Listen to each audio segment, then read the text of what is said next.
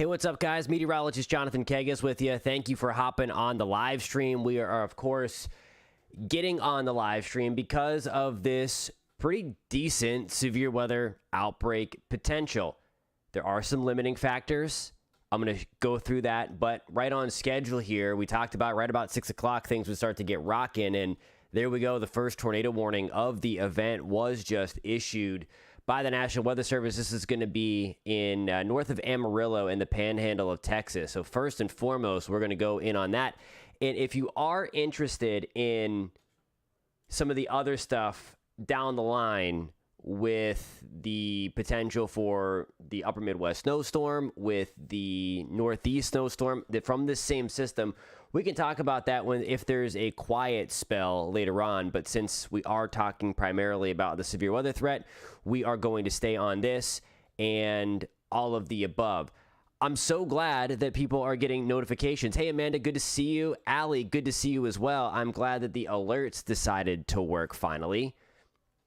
So everybody, welcome again to the live stream. We're going to get right into this here with our first tornado warning of the afternoon or evening, depending upon how you look at it. We're going to get real deep in here real quick. We're going to turn on the velocity mode. There's a lot of noise, but there's the spin here. Make sure I'm on the correct radar. Out of Amarillo. And there is the spin. It's not the tightest rotation. Hey, what's going on, FSJ squad? Good to see you again. Welcome back to the live stream. Hey, what's going on, Paul? Welcome back stateside. And, of course, you already know the deal. Stay weather aware tonight as this line comes through you.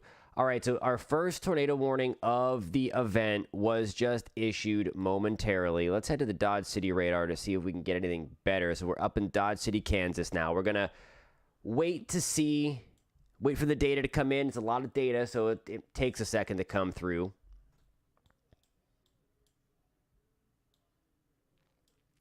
And the best radar site does appear to be Amarillo for this, although it looks kind of weird. That's awesome. No winning. Hey, Terry, good to see you again from the thumb of Michigan. Hope you're doing okay after the snow and ice and everything. Hope you didn't lose any power. I know southern Michigan got it way worse, of course, with the ice anyway. So hope you were able to keep power in that. All right, so here's the deal. I'm going to put a tracker on this, and there's not much in the way. This is the northeast corner here of the Panhandle of Texas. That's where we have our first tornado warning. I'm going to turn back on the reflectivity, and we're kind of in no man's land. That's why the data kind of looks weird when we look at this. You see, let me bring up the telestration here, kind of this circle. We're getting really to the edge of where the radar can see and give us good data, and we're kind of in radar no man's land. Okay, so Paul is bringing up a really good point, that it's been a drizzly day. It's been kind of cool, wet. I'm glad to hear you kept power, Terry. Here's the deal with that. That is the limiting factor with this. If you caught the video that I did earlier this morning, I mentioned that that this wasn't a slam dunk. Even though we're in a moderate risk, even though we have hatched and everything, that we've got potential for some strong tornadoes. We have potential for a derecho, which is a long-lived straight-line wind event. But look at this. We're in the 50s. All those numbers that pop up on your screen right there through Oklahoma, those are the temperatures. Those were in the 50s. We talked about the surface moisture lacking in this event, and we talked about the surface stability being pretty high for this event. So there were two limiting factors, those two big ones there. It's going to be interesting to see if the insane wind dynamics that we do have with this system can kind of compensate. But there's a lot of fog and there's a lot of cloud cover through Oklahoma right now, and it's just really weird. So let's get back into this. Let's check out some of these severe thunderstorm warnings here. This is going to be right down I-40. It looks like some big hail in there. No wind at all. That's awesome that you're catfishing. That's so cool. So right down I-40, let's dissect this a little bit more. A severe thunderstorm warning is in effect for Groom. This is including McLean and Wheeler. This is, again, the Panhandle of Texas right now. Let's kind of move some things around. Welcome if you're just joining to the live stream. Thank you so much for tuning in as we track this severe weather. We have one tornado warning in play. This is the first tornado warning of the night. It's right at the edge of the radar. It does have that look. This is a supercell thunderstorm. Let me get my telestration back on. You kind of see the little hook echo right there, the hail core with it. It's moving off. Again, there's not much in the way of it, thankfully. It doesn't mean it's not impacting anybody. But Perryton, Texas, Booker, Texas, Follett, we are not in that warning, but that could change if that decides to hold together. There's just not a lot of good radar data. The thing with these storms is they've already had the history of producing some wind damage and certainly severe gusts. Look at that. And you see that storm report there. This is just from about 45 minutes ago in Potter, Texas. That's going to be the county. This is to the east-northeast of Amarillo. They picked up a 74-mile-per-hour wind gust, so pushing hurricane force. And then just up the road there, 65-mile-per-hour wind gust. So it just goes to show that even though we don't have the greatest environment thermodynamically with the instability and with the instability, that we are still getting these the damage reports, so it looks like we might be able to compensate for that. New tornado warning just issued right smack dab in the middle of your screen here. This is going to be Groom. This is the cell that we were just looking at for the big hail. We're going to get in here, and there's certainly a little bit of rotation. Let's change to storm relative velocity. And there's we have some of the spin here. It's not the tightest. That's good. Doesn't mean there's nothing there. But obviously, Groom, this is right on top of us. So McLean, we were just in that severe thunderstorm warning. Now we're going to be in that tornado warning. This also includes Wheeler. This is extreme northeast Texas, right in the Panhandle. So we have two tornado warnings in the Panhandle. So far, things are playing out exactly as anticipated. Hey, Michelle, what's going on? Welcome back to the live stream. And if you are just joining us, again, welcome. If you are seeing something, I know a lot of you guys, every time we're on here, always like to check the Twitter sphere and stay up on some of the other cells too. There's a lot of cells popping. So if you see something that I'm not on, feel free to put that in the chat and we're going to go inspect that. That's how we do things on this channel. Hey, Matthew from Southeast Wisconsin. Hope you're still here. Sorry I missed that comment before coming through. But there are those two tornado warnings. A third, look at that, just issued in Kansas. So the timeline was correct anyway. Right on the money, just after 6 o'clock, things really starting to pop. And then there's going to be your tornado vortex signature. So we hopped up into Kansas now. Let me get the telestration back on. There is the wind away from the radar. There is the wind towards. And then there is our couplet. So let me back up to give you kind of a perspective. Again, this is going to be to the northeast of Garden City, just to the northeast of Garden City, northwest of Dodge City. There's Dodge City for reference. We'll zoom back in. Again, there's not too many towns in the way of this, so I can't give you a good timeline. If you are just tuning in, I would love to know where you are tuning in from, whether you are watching from the severe weather risk area or just tuning in for the meteorology aspect of it. I would love to know where you're tuning in. I know we have some people from Wisconsin, from Arkansas.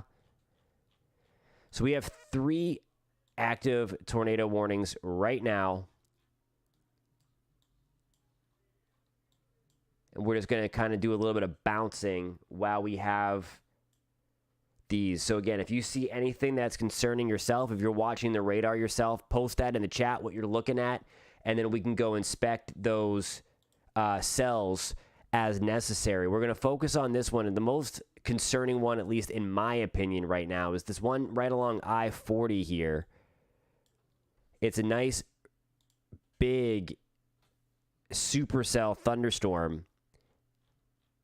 And these guys down here, so this was the primary concern for the tornado threat today. It was going to be a short-lived tornado threat because this is quickly going to grow upscale. We're going to quickly get these things congealing in a line, but we're going to have to watch this guy here, south of Claude, right around Turkey, Texas, and then these guys going up here. These all are supercellular.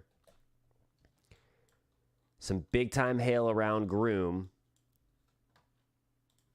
Hey, what's going on in Indiana? Good to see you. Thanks for tuning in to the live stream. And if you're just tuning in, I would love it if you give this a like. It would help YouTube push this out to more people, to get some more people in the chat room so we can kind of bounce ideas off here. That would be very helpful.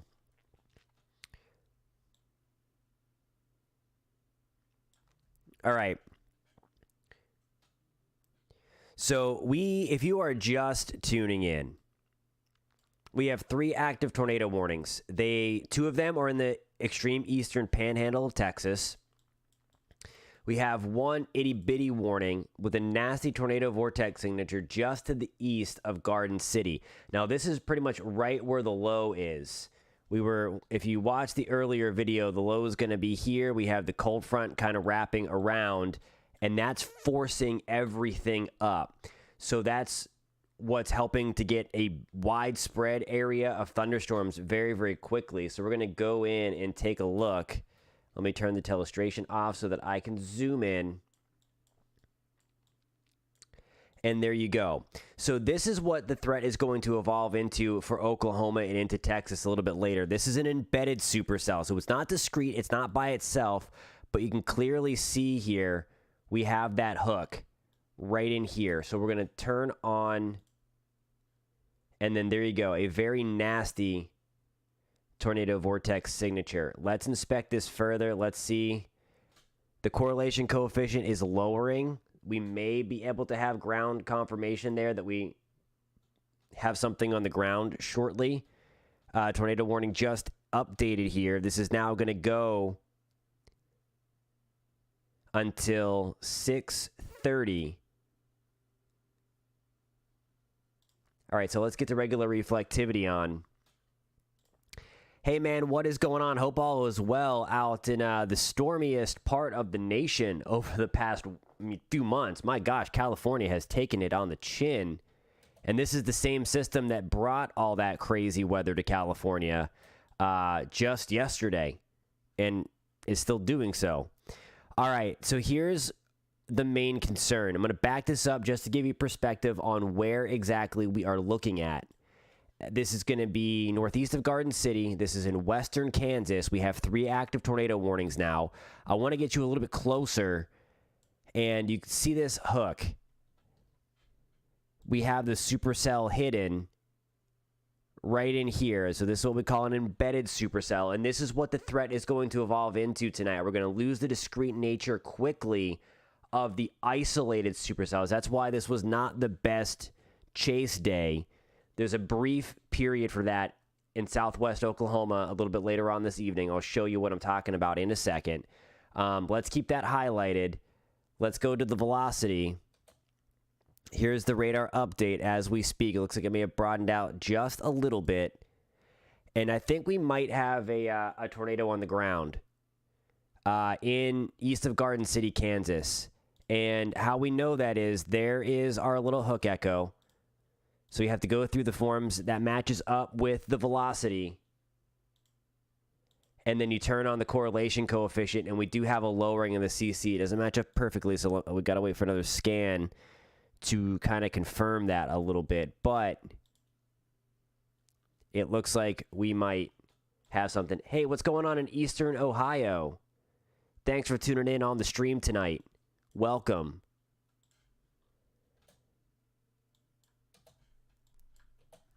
Let me know if you guys have your radars open, if you guys are tracking this. We're all tracking this together here. Again, waiting for a new radar scan to get an update here to see if this thing in Kansas is on the ground. We certainly have the tornado vortex signature right there. And sometimes it takes, it does look like we have that lowering, just trying to make sure that it's not contamination from reflectivity, but it is in the right spot of everything. So I think we might end up seeing this upgraded to a tornado confirmed momentarily. There are no towns around it, so I can't give you a timeline. So that's good. That's good that there's nothing highly populated anyway. So we're going to watch that closely and see what's going on. Insane, just insane, some of the video and pictures coming out of Southern California. Super atypical. Just nuts. All right, so let's get back into this. Looks like we have a new velocity scan. What happens here? We get the reflectivity first, your traditional radar, and then you're going to get the secondary products to return. So we have an updated thing here.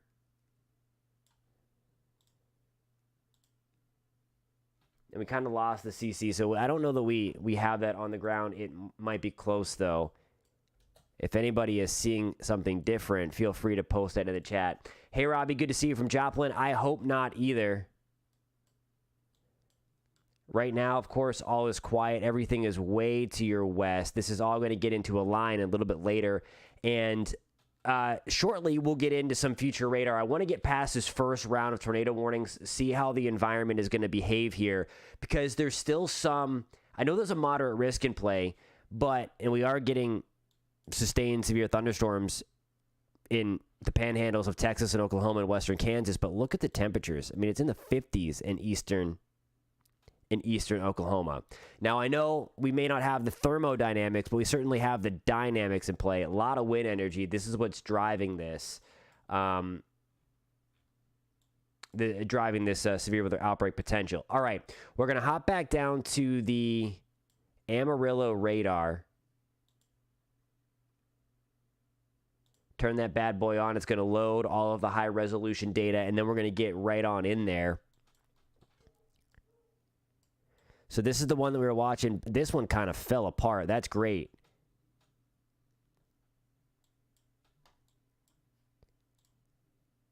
Let me just check it. I mean, this looks all kind of like convoluted and weird. Looks like a nice strung out hail core. Whoops. Sorry for the craziness right there. That quick zoom in. But some pretty big hail that just crossed Groom and just crossed I-40 in the Panhandle of Texas. This is east of Amarillo. We're going to be watching this guy next. Look at this. Talk about a beefy thunderstorm right here. This little guy, that hail core is nasty. Oh, yeah. We got some big hail in there. I have not seen that report, but I believe it. I 100% believe it. I'll have to check that out. And then we have some more non-severe supercells, or at least supercells in the making, developing below the line. Now, this is going to be the area that these guys start popping. I can turn on let me turn on that tornado risk. There is the main long track tornado risk right where that purple circle polygon thing is that's kind of blinking right in the center of your screen.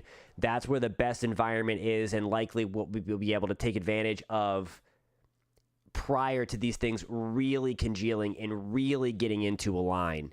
So let me go back out towards Amarillo. We're watching this here. Let me get off the convective outlook from the Storm Prediction Center, and we're watching this supercell here. Let's just draw it with our telestration. It's kind of all, there are the dovetails.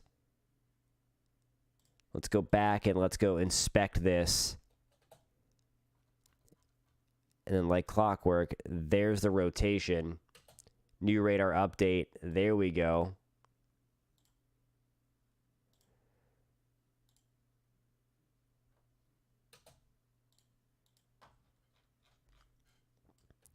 So I think we're starting to see some weakening in that cell.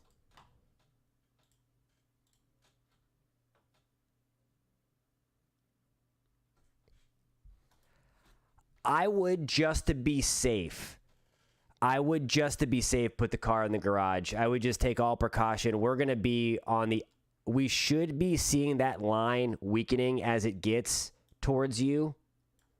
I'll pull up the official convective outlook for you in terms of those damaging winds.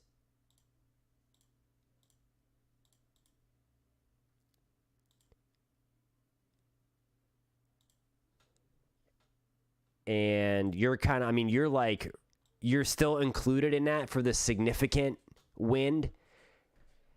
It will be trying to decay, though, as it gets towards you and near close to Fayetteville. And I know you're north of that. So as it kind of gets towards you, you're inside of that yellow marker.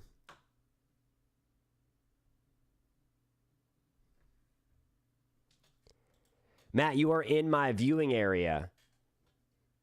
I'm in Orlando, and you can get us in Melbourne.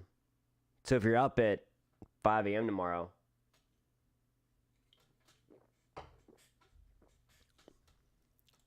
it's really hot in Florida today.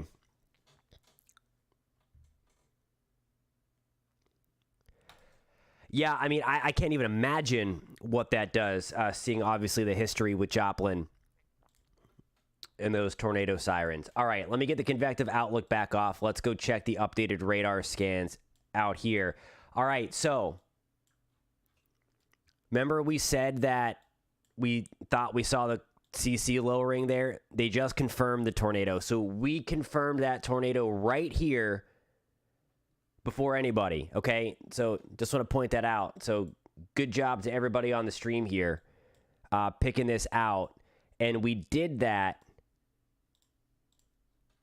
because of the inspection. So there is the tornado vortex signature. When that polygon goes purple, that's the higher end thing. When the National Weather Service puts tornado confirmed in there, the red polygon, which indicates tornado warning, goes to purple so that we can clearly see that, yes, we have a confirmed tornado. So there you go. Let's click on this. Again, tornado has been observed. So not only are we confirming it by radar, there was ground truth there that there is a tornado, in fact, on the ground. This is going to be northeast of Garden City, northwest of Dodge City. We have jumped back into Kansas. And again, this is where we have it. Now, the good thing is there's not a ton in the way. The closest town that's coming up here on the timeline, and all of these, since my computer is in Eastern time, we're going to subtract an hour for the time to arrival here. So 6:05 in Ness City, 6:15 in Bazine, sorry if I'm pronouncing that wrong, Brownell in about 7:23, and Alexander at about 6:25. Subtract that hour.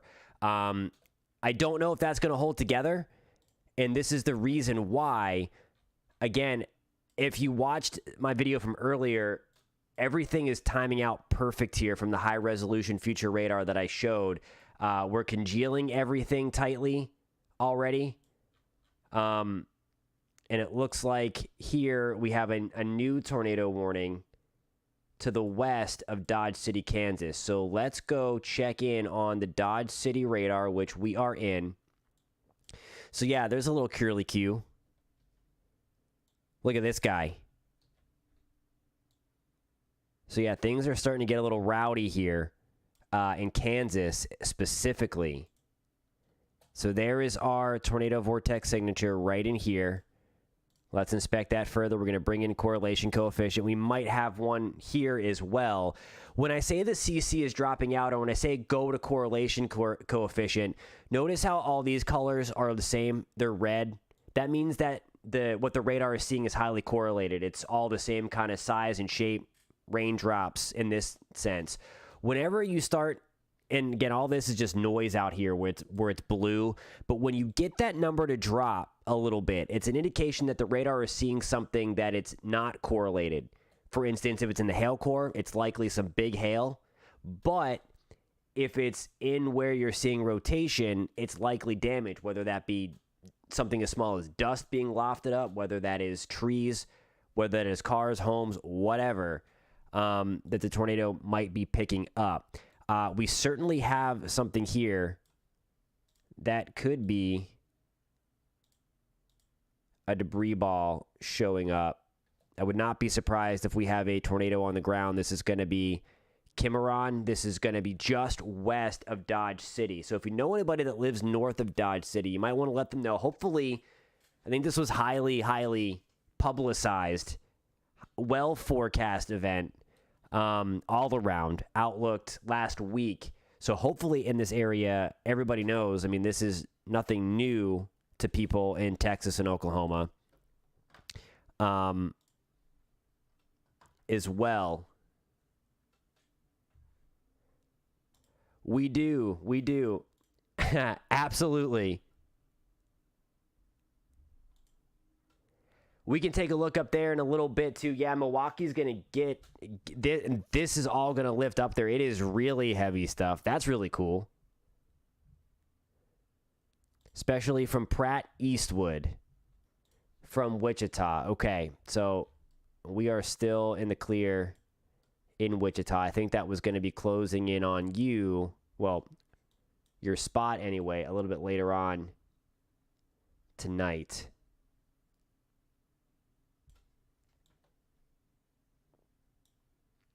All right, so we still have the purple going on down here. Let's check in on these guys in Texas. Just checking the comments every now and then. If you're finding us for the first time, welcome. I'm meteorologist Jonathan Kagis. If you like talking and tracking the weather, we would love to have you on board. Hit that subscribe button if you like the weather conversation and like to talk it and track it. Certainly a thumbs up would help too. Get this out to more people on YouTube to give them a heads up. Look at that, more damage reports coming in. So, and this is the deal here. There's so much wind energy just above the surface. There it is, wind gusts of 71 miles an hour. And this is just getting going. Once these get into a line and can sustain themselves later on this evening, I don't think it's going to matter. And this is where it gets hard sometimes because, I mean, look at that. It's in the 50s and 60s. You typically would not be thinking of a severe weather threat when it's in the 50s and 60s, but we just have a ton of wind energy above the surface. When does this warning go till? Still radar indicated, storm motion. I mean, that's the other thing too. These things are booking.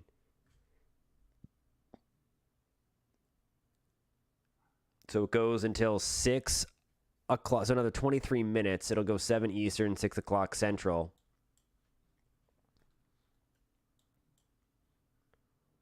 And then this is the one that we've had for a while, but it looks like it is decaying a little bit, and we are completely lost from the radar. Let me go back to the Amarillo radar. We can get a closer look here. Need a second to load the high-res data in.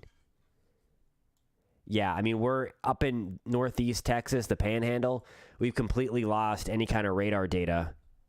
I mean, it's all getting chewed up. We're at the worst possible spot there. I don't know why there's another radar up there. It's not like they don't get tornadoes or anything like that. This guy, again, looks like he might be cycling. We checked in on him earlier. Oh, yeah. There are the reds and the greens butted up against each other. Let's see if we have any kind of confirmation.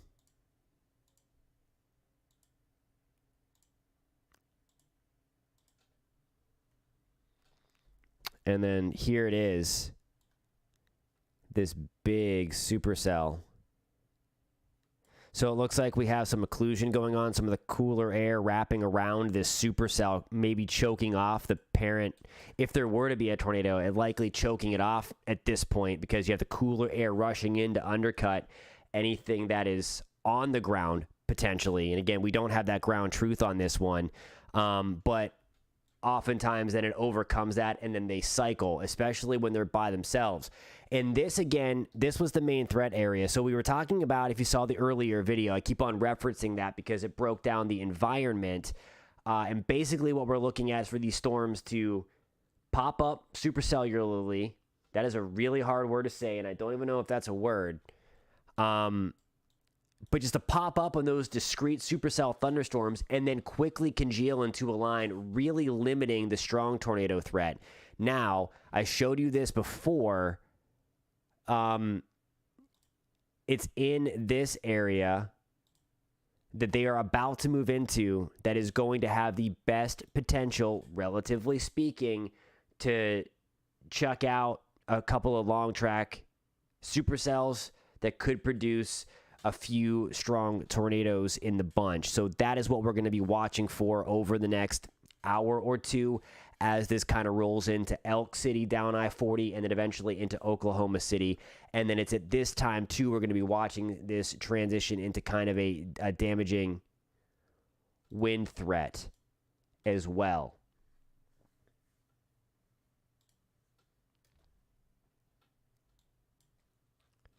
So what I have overlaid here is some of the meso-analysis data. This is really, really cool because we can tell what's going on. And what I have overlaid now is the CAPE, or convective available potential energy. It's a big word. It's a big deal, but basically it's the amount of juice in the atmosphere for these storms to take advantage of. Notice out here, there's none.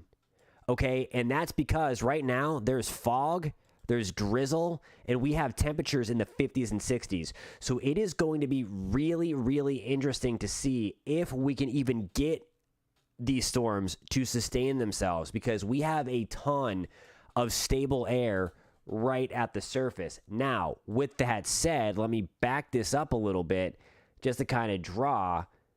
We have a really, really strong cold front that's forcing everything up. And you see how strong that is. Look at that. Southern Colorado, 10 degrees. Southern Utah, 20 degrees. So it's really, really cold behind that front. And it is just, there's so much forcing behind it that it's just basically forcing everything up, even though that there is a decent lack of instability. Basically, again, none out here.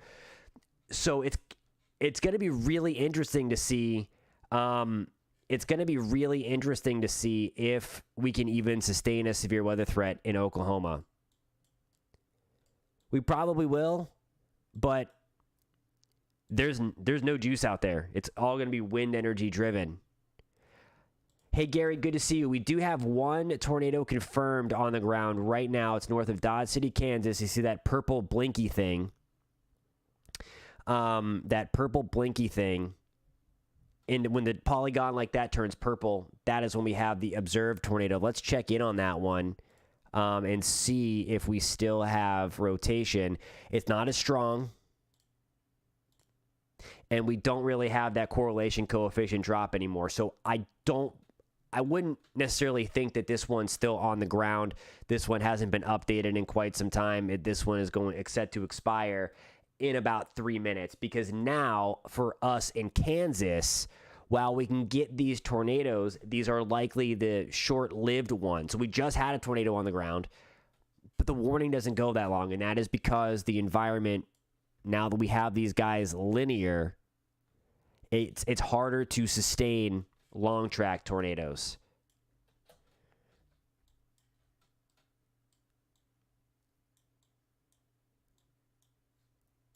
So temperature just went up where you are. So look at that. Yeah, I mean, you're talking about upper 50s, low 60s. You have mid 50s. I mean, again, this is basically a science experiment right here. Here's the warmer air. Look at that. I mean, right over the Red River, we have mid to upper 70s. The other thing is, if we change some of the surface data here, go to dew points, they're in the mid-50s. You typically, to get severe weather, you got to have those guys in the 60s. You need to have moisture to sustain tornadoes. So we don't really have that either. Literally, this is all wind-driven. I'm going to go back to the meso-analysis page since I don't think we have that one on the ground anymore. let me delete the illustration here. Come on, go away.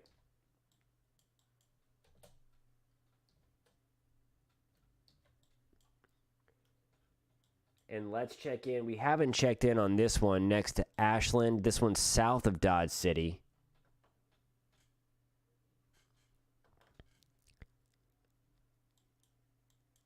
So we have the Dodge City radar back in. Let's zoom closer. I mean, it doesn't look good structurally from a standpoint there. Let's check the velocity. It's very broad.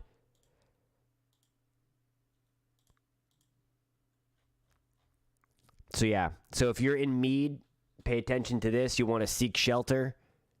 Undoubtedly, because we do have a tornado warning. But the rotation's not as strong. So in the same breath, you got to take cover. There's a tornado warning. One could spin up very quickly in this environment. It doesn't look that threatening here from a radar perspective at this point. But again, oh, there you go. The warning just came down as we were just talking about that. So it didn't look concerning. The warning expired, the tornado warning. There's still a severe thunderstorm warning because the winds in there were really strong. They were just going in one direction. Okay, so let's take a trip back down to I-40. This is east of Amarillo. And all right, so far so good with the other tornado warning that we said was also just canceled, the one that there was a confirmed tornado on. We also said about that it did not look concerning anymore, and that was just canceled. All right, so we're getting into Dodge City, I should say. I used to work in southern Minnesota, and I would always call, there's Dodge Center, Minnesota. So that's why I always now call Dodge City, Dodge Center. So my apologies. And shout out to anybody that may be watching from Dodge Center.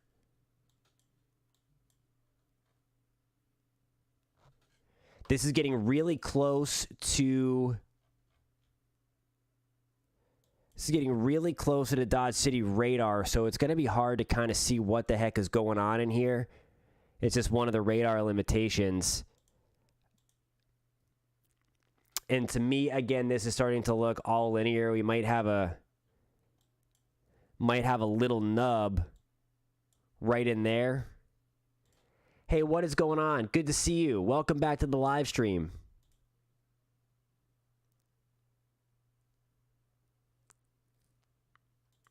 That's good stuff, man. That is good stuff out in Wichita, and hopefully they get through unscathed tonight. Hopefully we have seen the worst. Again, we're going to be watching this together in real time tonight, just to see if these storms can overcome the lack of instability and the lack of thermodynamics. This is where I always make the point where severe weather, it's like making a cake. You need a bunch of ingredients to come together to make the cake taste good. Okay? If you don't have the milk or you don't have the eggs, I guess you can still get a cake, but it's going to be a pretty crappy tasting cake. And that may be, I hope, it's my hope anyway, and I might be wish casting a little bit. I know we're in a moderate risk, but still, when you see dew point temperatures in the 50s and air temperatures in the low 60s out ahead of a line, and I mean, right now, I would think that you would expect there to be a whole connected line of severe thunderstorms right now, and we just don't have that. So if this line can't get itself together before it gets to Oklahoma City, we might be okay. And again, if you watched the earlier video from today, we did talk about that this was not a slam dunk. I'm not writing this off. I want to be clear. We need to be on guard for the next 4 or 5 hours, okay? I'm just kind of Ed Sheeran thinking out loud here, because we have air temperatures in the 50s and 60s out ahead of the line. Hey, what's going on, my friend? Good to see you as always. Daniel, will Sioux Falls see some more storms tonight? I'm going to pull up some stuff for Wisconsin and for Sioux Falls, South Dakota in a second. I'll show you the progression of this. I just want to clear a couple of these tornado warnings. Just want to make sure that the threat is finished, since we do have 2 active tornado warnings, and this one's still a little concerning. This one was just reissued.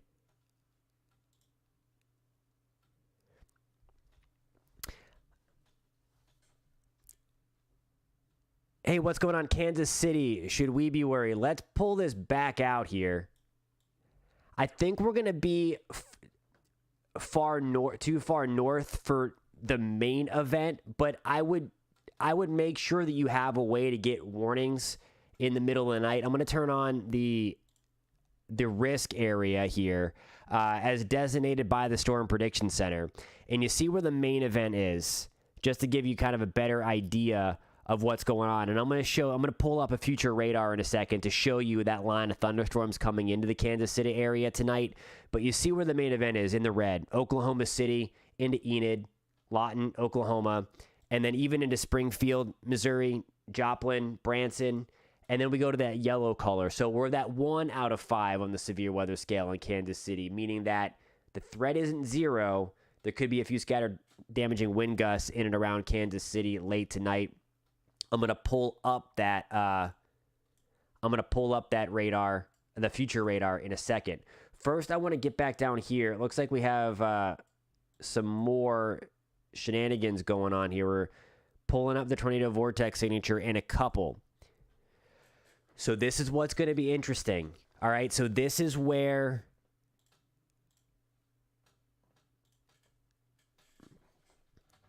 hey, what's going on? Thank you for your service. Ada, Oklahoma. We're going to check you out in just 1 second if you stick with me here. Just want to make sure that we have an active tornado warning. I'm going to pull up.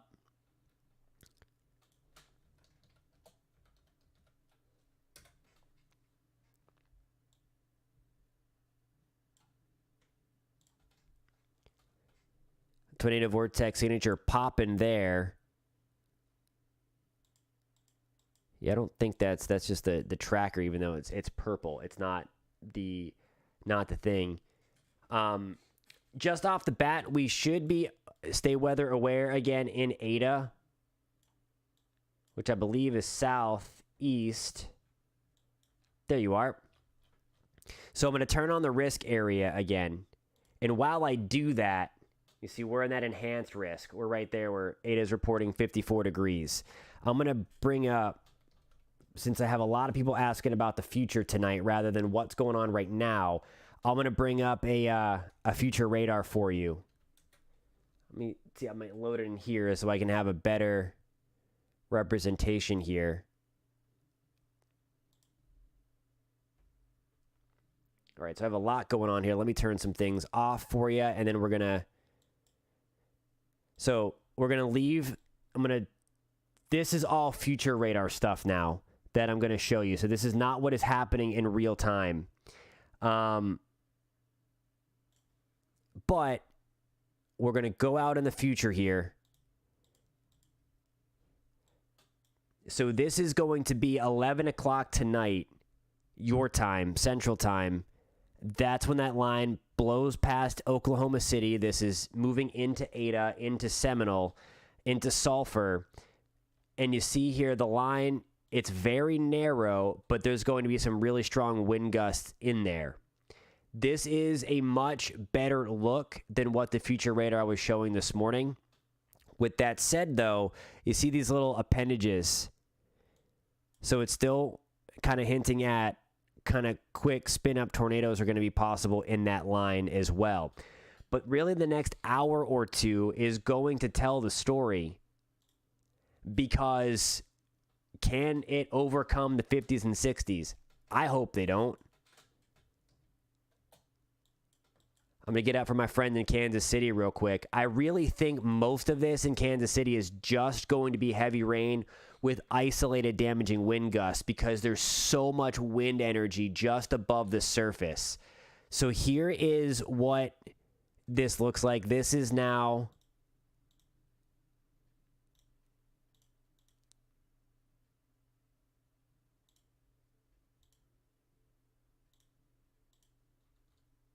Let me see here.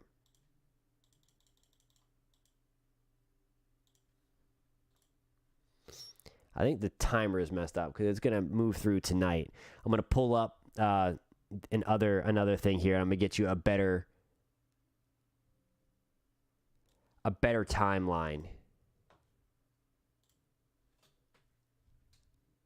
So this is the latest stuff, and this is kind of a wide view here.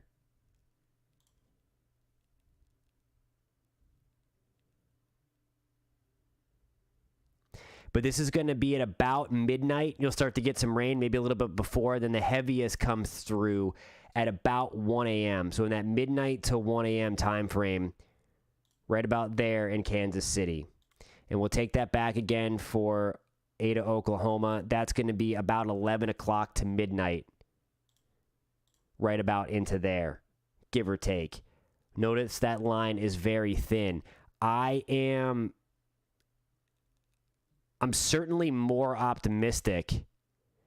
We're still going to be watching right in here, right where that pink circle is, because that is where we could have those supercells kind of hanging off the line. Okay, look at this. We're going to go back to Dodge City. We're going to turn on that radar. We're going to get off the future radar. We're going to get off the meso analysis because we have like 4 tornado warnings right now, all embedded in a line. So we don't have anything discrete, but let's get in here and let's do some radar analysis. And then we'll go check in on Sioux Falls for our friend there that asked. My apologies for not getting to that. I just caught this out of the corner of my eye. I want to make sure that we've got everything going here. So Jetmore, we're like literally in 2 different polygons. So Jetmore, you need to be in your safe place now. This is back in Kansas. This is north of Dodge City. Make sure you're in your safe place. If you know anybody in western Kansas, again, this is where we have the most intense thunderstorms. We've already had a confirmed tornado on the ground or in progress. That has since dissipated. So we have tornado warnings all over the place here. Let's see if we can do some. And this is basically, I think, going to be the eventual threat tonight. There are these little, there's one there. They're really hard to pick out. And that's what makes it's not cut and dry to pick out these cells here. Here's another one here. So the Weather Service is going to have to update. But that's the thing. So these were just issued, and they're already moving halfway through the polygon. That is the other thing. These things are moving at like 50 to 60 miles an hour. So this is highway speed. So you're not going to have a lot of time to react. So it's just a good idea to just get in your safe place. Well, I mean, look at this. They just issued these warnings here. Look at that. Look how big they are. I mean, the Weather Service is not playing around because they're just like, because they're moving so fast. So, I mean, these are going to be here in like 45 minutes. So Greensburg into Pratt. Here's Wichita for our friend Matt that's tuning in. Still a couple of hours away from us there. And you said east of Pratt. There's Pratt. It's 54 degrees. Again, it's crazy. But, I mean, so behind that line, we just dropped to 46 in Garden City. We're at 54 degrees in Pratt. Let's go back down the line. We still have that lone tornado warning in Texas. Still to the west of Wheeler. Some really nasty stuff. Look at that storm speed. You see that popping up in the middle of your screen? It's that second line down. It's moving to the northeast at 61 miles an hour. 61 miles an hour.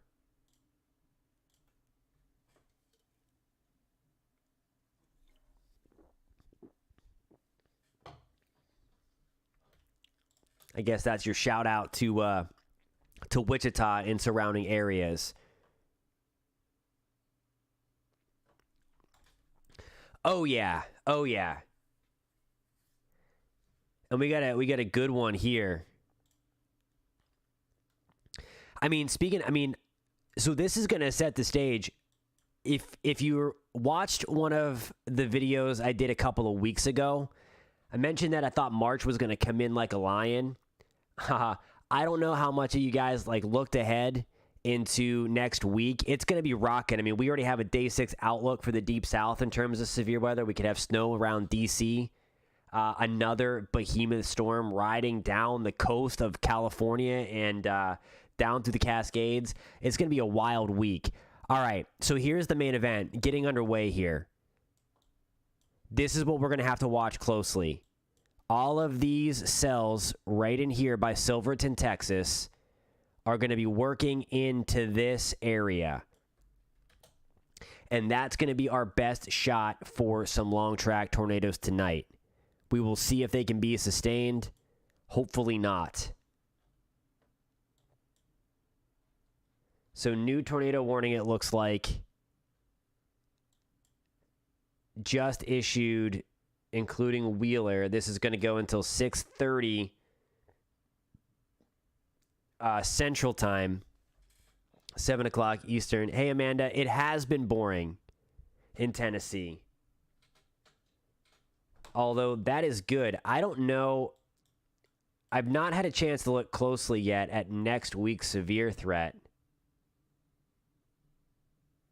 That's on the to-do list after we clear today and tomorrow.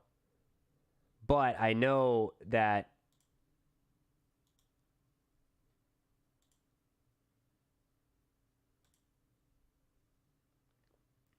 so there you go. That's where the severe weather threat's coming next week. This is 5 days out. So, I mean, where we would typically see this time of the year, especially in a La Nina winter, it's normally a rocket in the deep south, and that's what we've had. So that is what we're going to be focused on, that severe threat, and then maybe some snow in the mid-Atlantic. All right, so look at this. So this is important to note. Look at that. Wind gust of 81 miles an hour in Sublet in Haskell County, Kansas. So this is the main threat that we were talking about.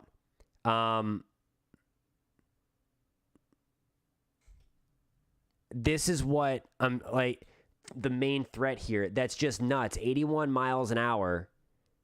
Again, just to the west, southwest of Dodge Center, we have a 78.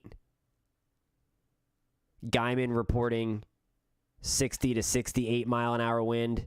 There's another 71. So these storms are producing very, very nasty winds, damaging winds. So this was always the main threat. That tornado threat is a brief one for the long track anyway. The QLCS ones, the ones that are embedded in the line, those ones will persist through the evening. They still are damaging, of course, but they're typically a little more short-lived. So crazy stuff. But right in here is what we're going to be looking towards. Let's go up into Dodge City. After we clear these tornado warnings, if we can get out of that, we will go take a look at some of the future stuff in terms of the upper Midwest. If anybody wants to do that, give a thumbs up or post in the chat if you want to check that out. I don't know if we have anybody tuning in from Minnesota or Michigan or Wisconsin. We have some ice and snow coming your way tonight and tomorrow. What's today? Today's Sunday, Monday into Tuesday. Hey, man, I love it. Thanks for your support, buddy. I appreciate it. Thanks for hanging out with us. You know I appreciate you and all the reports that you give all the time. So thanks for hanging out with us. All right, let's go check in around Ashland. Let's go back to the high-resolution radar data.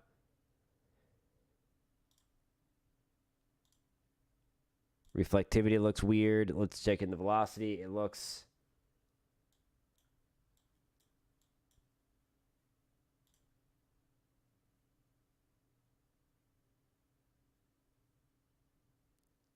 Just doing some inspecting in here.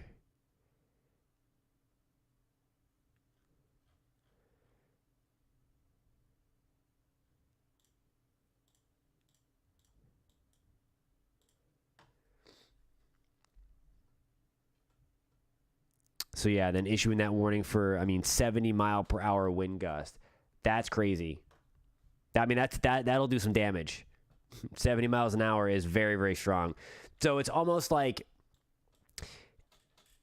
I sometimes say this when you get these kind of Boeing segments, but on a night like tonight when that D word is used, and if you don't know what I'm talking about, the D word is derecho.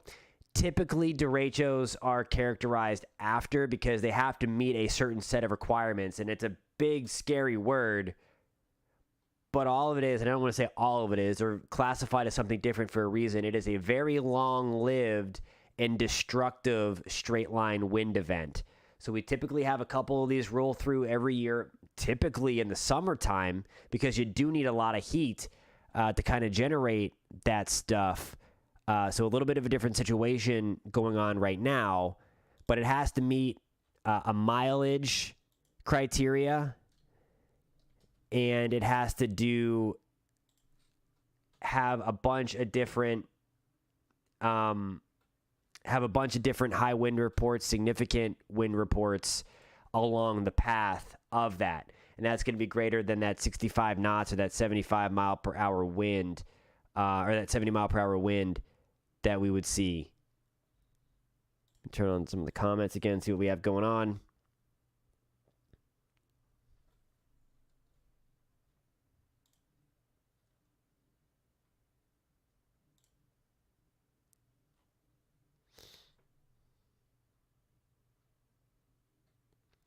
Yeah, so to see if that derecho is verified, we'll be looking at those wind damage reports to see if we have, it's going to be 400 miles of wind damage, and then reports of 75 miles an hour. So those hurricane force wind gusts.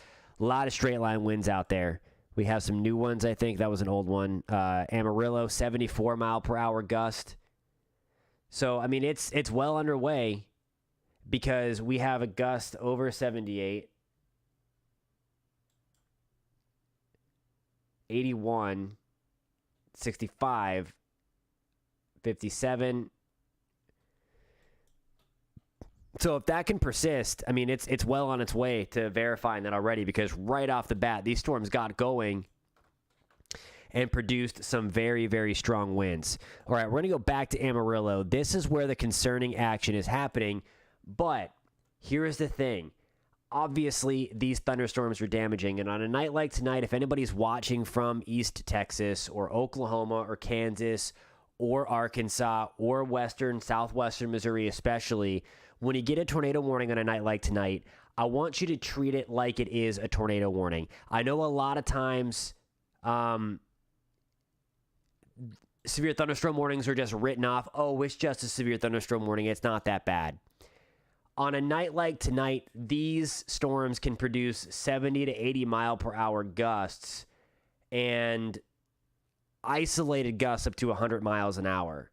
So these storms are going to be mean tonight. So I really want you, if you get an alert on your phone, and I hope everybody either has a weather radio this evening or an app from their favorite TV station that you get your weather from, to make sure those alerts are on tonight. And if you see a severe thunderstorm warning, do me a favor and just get in the lowest part of your home already. Get away from windows, because especially if you live next to trees or anything like that, you can't forecast on what is going to bring that tree down. And it may not even take an 80 mile per hour wind gust to take that tree down. Okay, so when you get a severe thunderstorm warning, just get as far away from windows and far away from the exterior of that house as possible. Because there's a lot of wind tonight.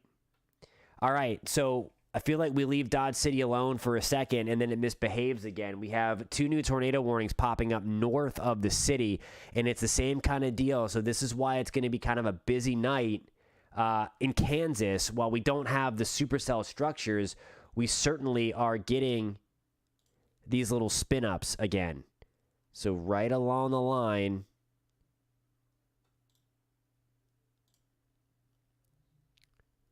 let's get to a different mode. There it is right there. There it is right there. These guys moving up to the north and east. Again, very weak. Short-lived. I mean, watch. These warnings are going to go till... I mean, yeah. See, and this is my point. On a night like tonight, let me bring this over. So you see that here? That tornado warning was only in effect for 10 minutes. Especially the ones in Kansas tonight. These warnings are going to go up and come down. Go up and come down. It's almost like if you have any experience in like a tropical storm or hurricane with those ones, they spin up real quick and then spin right back down. So it's obviously not the same situation. We're not talking about a hurricane by any means, but it's the same kind of deal when they are very, very short-lived.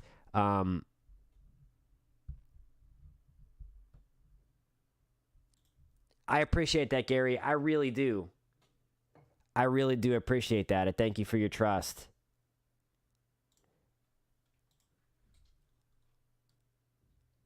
Here comes that little flare up. You see that? This is near Spearville, Kansas, to the north. Just to the north of Dodge City. Look at those winds. Radar estimated about 50 miles an hour. I think I saw, 54. Getting near the surface. Look at that, all up in here.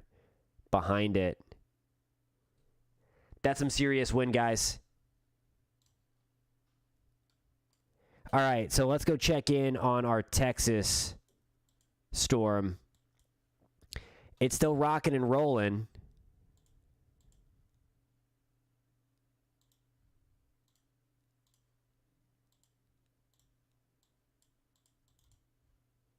Let's see here. I want to turn on the Amarillo radar, and I can't. Oh, that's why.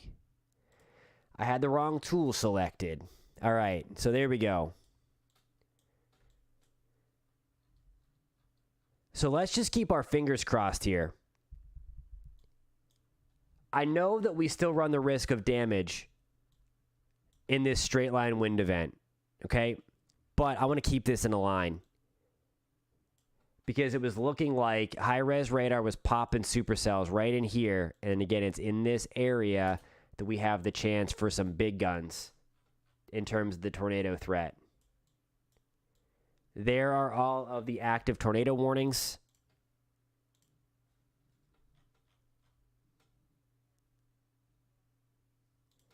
Oh my gosh, they would be everywhere.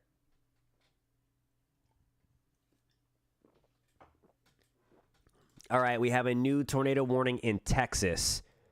This is just north of what we were looking at.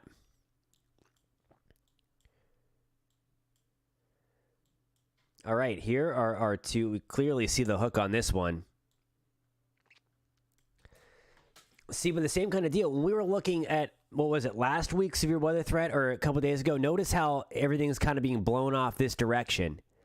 That says to me like we might just have a little too much shear for the instability. There's still enough to produce a tornado here, but I am hopeful. Again, I'm cautiously optimistic. This is still going to be a damaging night. Don't get me wrong. The wind gusts are crazy. Okay, let's see what's going on in here.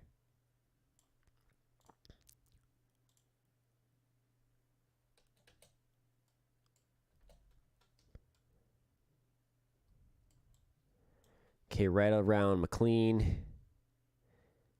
You need to be in your safe place. This is I-40 east of Amarillo. Let's just circle that bad boy there. Okay, good. I saw all this blue here, and this is why you need to... This is why you need to inspect, because you might see that blue and be like, oh no, well, that's debris. It's not near where the hook is.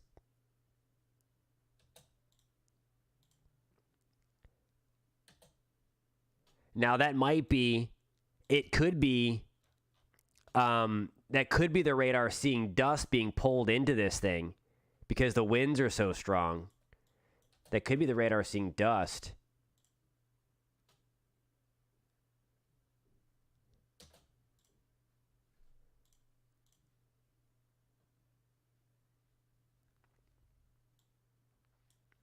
Let's just do some reanalysis on that guy.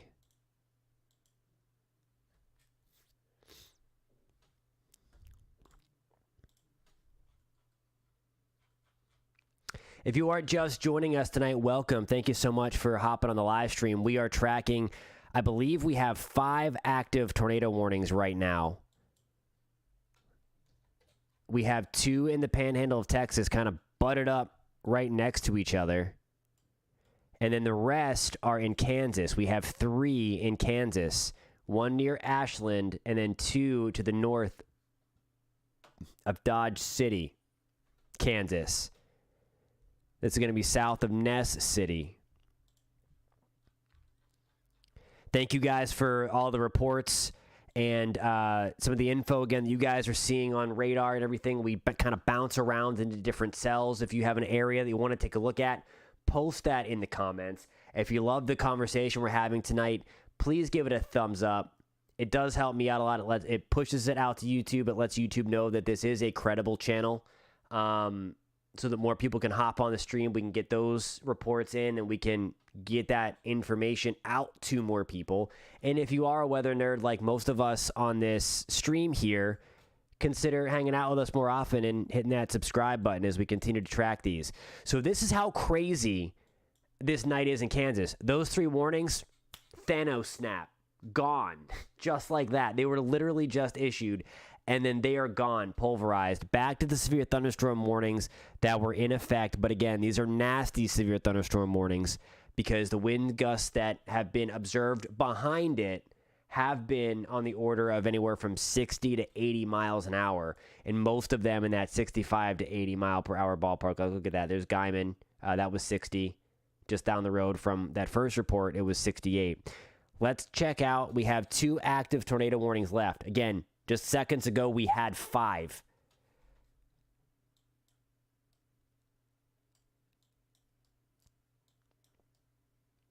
So McLean, I think we are getting some really nasty hail right now.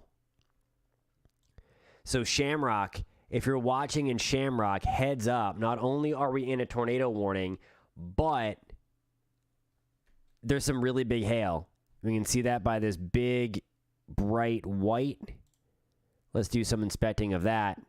And this is exactly what I'm talking about here. Same deal. This is not debris. This is the hail core. But we have that lowering of the correlation coefficient. We can also check the ZDR, and it is gray, okay? So what that gray means is that we've got some really, really big hail. I think it's probably bigger than the inch that is being estimated there. Cheyenne, you're up at around 712 if that holds together. That's the city that it's latching in on. This is likely going to pass to the north of Shamrock.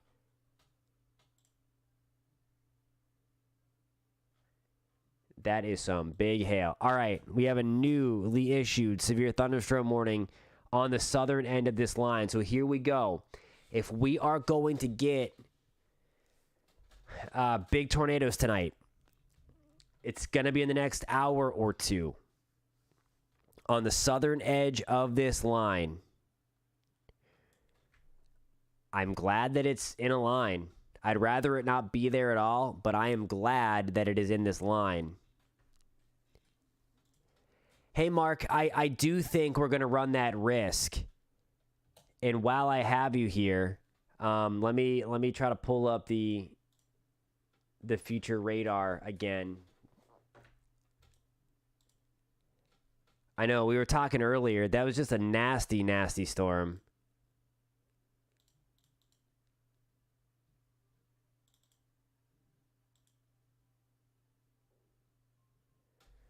Okay, let's see here.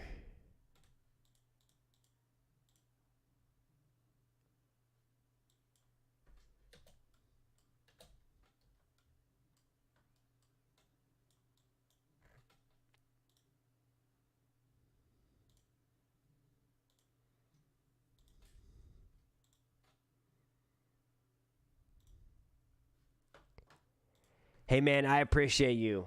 Thanks for that. I really do. It's been fun getting to know you and having these conversations with you. It's the great part about the internet. I love it. So thank you so much. I can't thank you enough for that. Try to get this into the upper Midwest. We'll take a break from the severe weather quickly since we have a question about all that heavy rain. Yikes. Yeah, so that's the other thing. If anybody's watching, somebody mentioned about Milwaukee, the really heavy rain into Sioux Falls. Most of that is going to be falling to your west.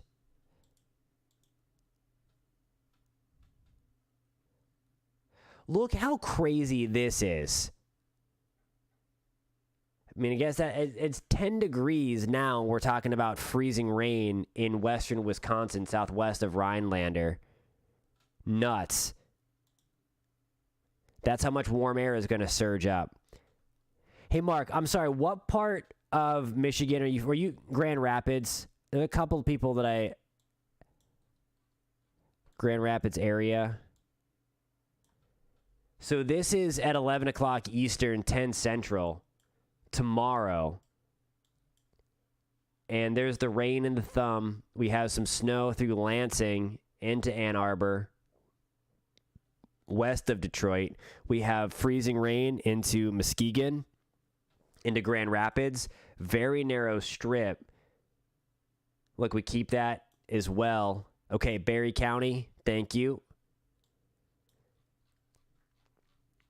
And then it starts to transition to rain towards Kalamazoo. I think really like central Wisconsin, like right in here, we get it. And then right back in through here. Okay, so we'll get closer to you, south of Lansing, and kind of take that a little further for you. So there you go. This is going to be 10 Eastern, 9 Central. And then there's your ice. You have that quick little burst of snow in the morning. And then we quickly go to ice. That's noon. That's 1 o'clock. And then we'll get into all rain. So the ice should not last long. This should not be a repeat of what we had last week. But still, we don't want any more. All right, so update here. We still have those 2 tornado warnings in effect in East Texas. We're kind of rolling right down I-40. So I-40 is not the place to be tonight. Let's see, we have a better... Let's get back to the high res.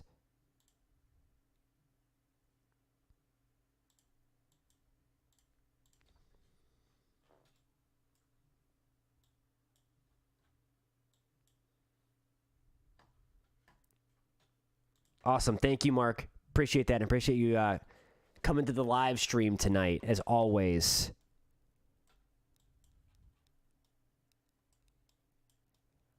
Let's go check in on these guys down here. Let's find where is the closest radar. Probably the Lubbock radar. So we're going to go in here.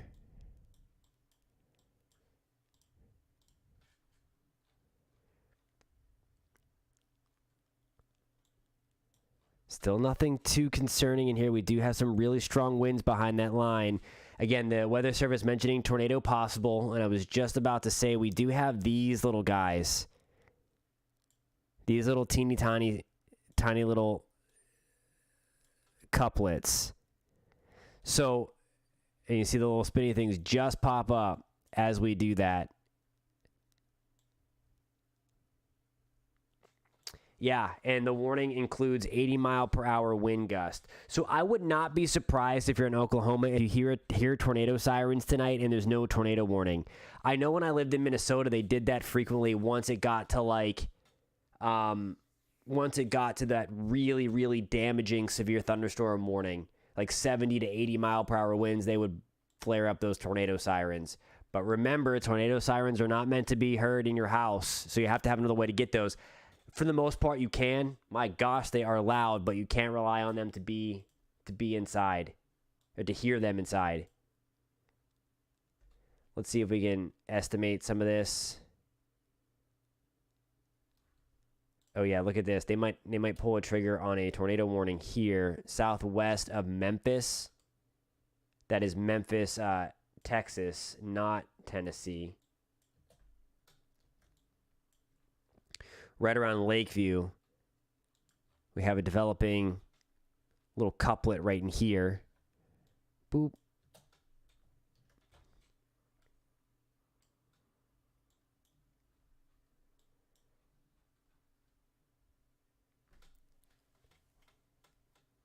We have the computer thinking there's a few tornado vortex signatures in there. I don't really see it. And this is why there's a lot of noise around, and it's when it gets to be different stuff and a lot of that noise, the computer thinks that there's something going on there that really isn't.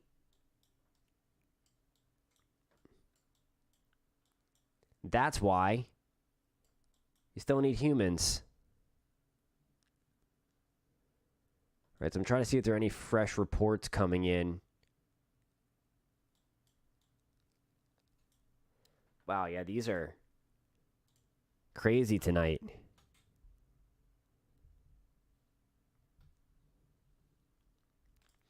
All right, let's see. Is there going to be a tail line coming down from Texas, Oklahoma to Houston with these storms moving east?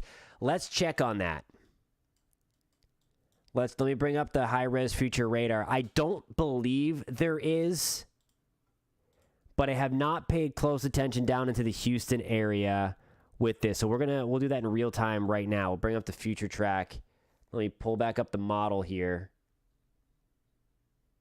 And this future radar has been doing a really nice job tonight.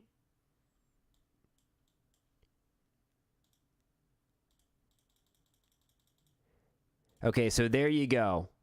It does survive, but it's not going to be severe. So here we go. This is going to be tomorrow at 5 a.m. That's 7 a.m. It's on your doorstep in Houston. And then there's 8 o'clock Central. And then kind of going through. So just a very narrow strip. It'll probably turn windy behind that as well as that goes through. But for the most part, it's going to be, it'll be a shell of itself by the time it gets to Houston and into Claremont, into southwest Louisiana, towards Lake Charles, into DeRidder. If our DeRidder friend is on tonight, I don't know if Amanda's still on, but there is Central Tennessee while we have that up. This is tomorrow at 11 a.m. There's a few scattered showers in the morning. That's 10 a.m. Central. And then another round of a few scattered thunderstorms. Nothing too crazy, but a few thunderstorms. Might be able to get some lightning out of the deal in and around east of Nashville.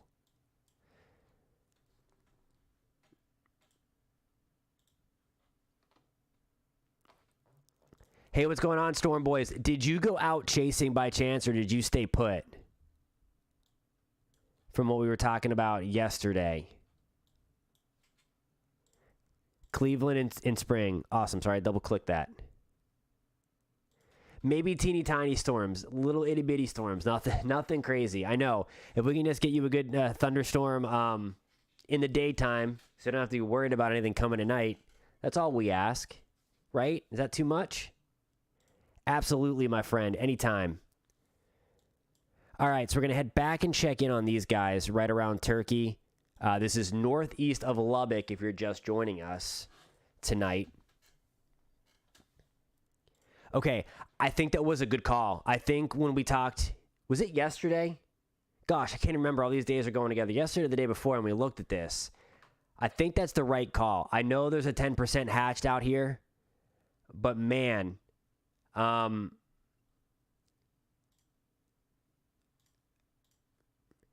so far, it would be really hard to chase in this because number one, it's dark. Number two, there's nothing. There's been very limited discrete cells, and these things are moving. At highway speed, 50 to 60 miles an hour. So they'd be really hard to chase down. It would be really dangerous. And right now, there is nothing out here that screams like a good cell to chase. And that is a good thing because that means that as of right now, we're pretty good in the long track tornado department.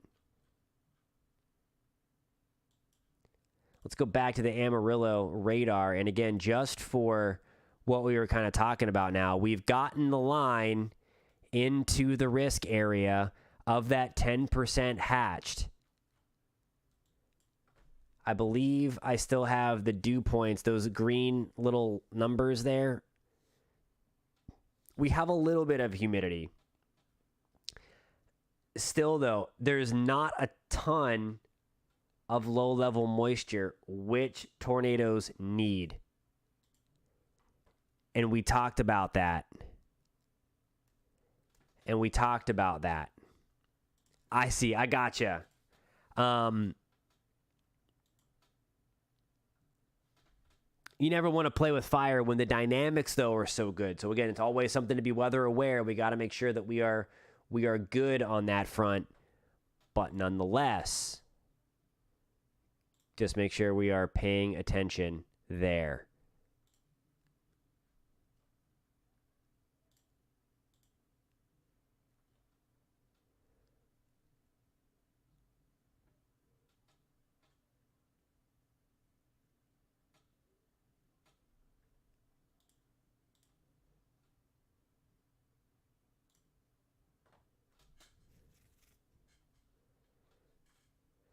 All right. So we are down to one active tornado warning. The rest are these crazy severe thunderstorm warnings. Haven't seen a damage report come back in recently. Doesn't mean they could just be lagging.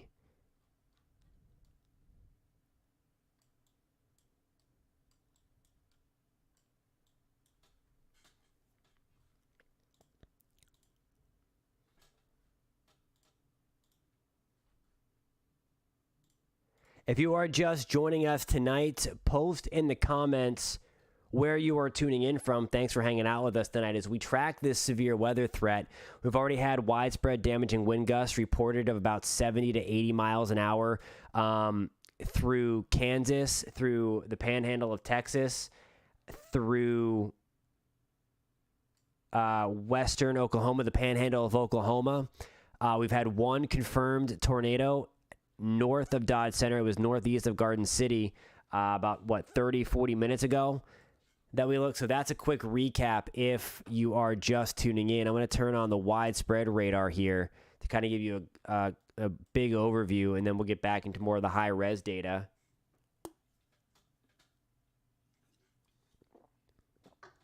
And there is all of that heavy rain. Nashville, Michigan, Mark, what a good stuff, man. Good stuff. Hubbard, Wisconsin, good to see you. Watch out for some of that ice tomorrow coming your direction. Some spots in central Wisconsin could pick up 1/4 of an inch of ice. Look at that. I still have the future radar on, so we can look at that since we have somebody from Wisconsin here. It's really hard to see with this color table to differentiate the really heavy rain, but depending upon what part of Wisconsin you're in, all of this color pink here is going to be freezing rain from Eau Claire down I-94 north of Madison. That would be the main event for the ice. There's some pockets of freezing rain in that bright pink. That orangish color is the sleet. And then you see more of that if you're near Wausau or Rhinelander. And we're going to change things over to snow to Green Bay, Oshkosh. So a lot going on.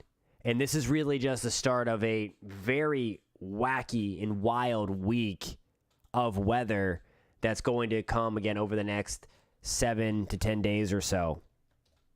March is going to come in like a lion. All right, new tornado warning. This just issued here. Let's go check it out.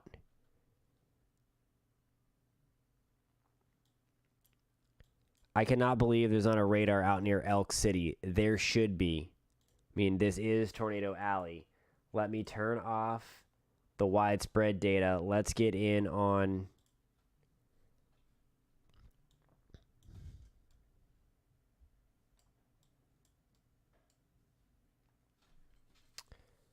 All right.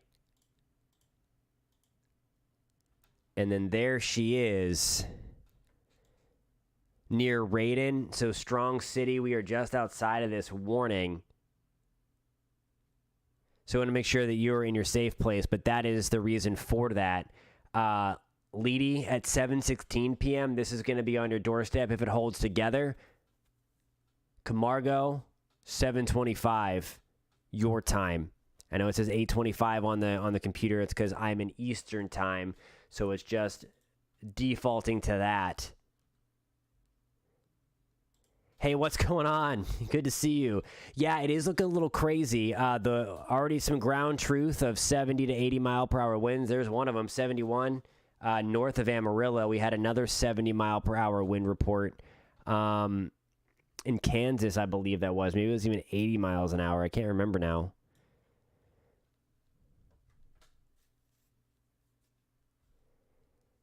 $8 p.m. to 2 a.m. I can do that. Let me back that up real quick. Let me fire up the future radar.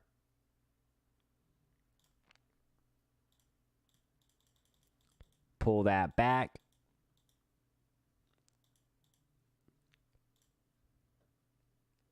And you're near Wichita Falls. Am I remembering that correctly?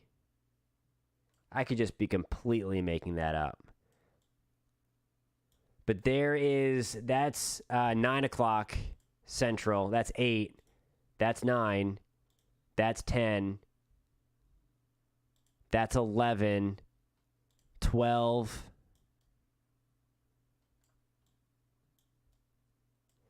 And then 1 and 2. So that's the progression there. That is... See, I told you I was making it up. My bad. So that's 9, 10, 11, 12, 1, 2. That's 2 a.m.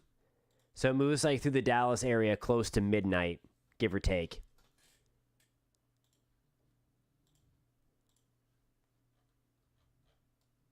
Maybe we were talking about the cap near Wichita Falls one day or something. I don't know. Who knows?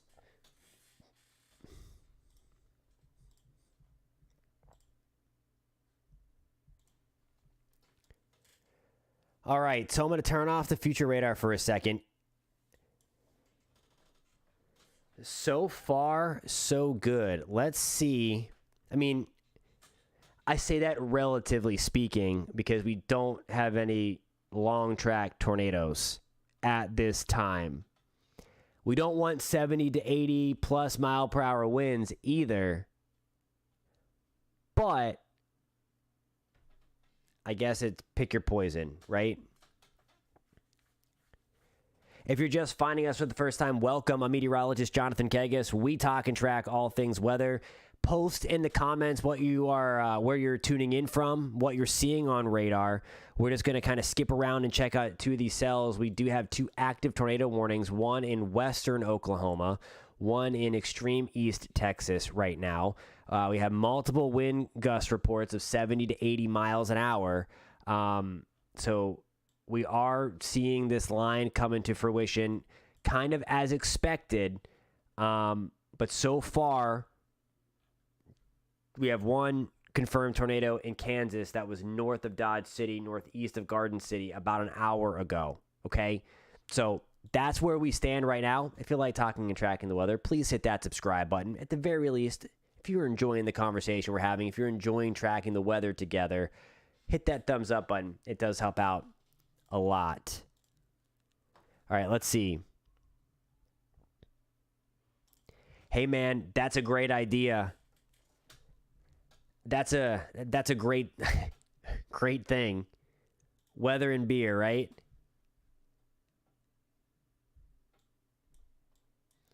Sure, I will fire up that future radar into Oklahoma City. That's probably a good thing to do anyway, to kind of track the progression of this. And as we do that, let me just check real quick. We have a new tornado warning.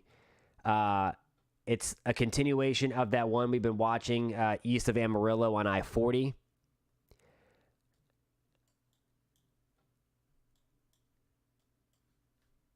Well, thanks for listening, Allie, and good luck with that. Really windy in Joplin. Thank you for that report.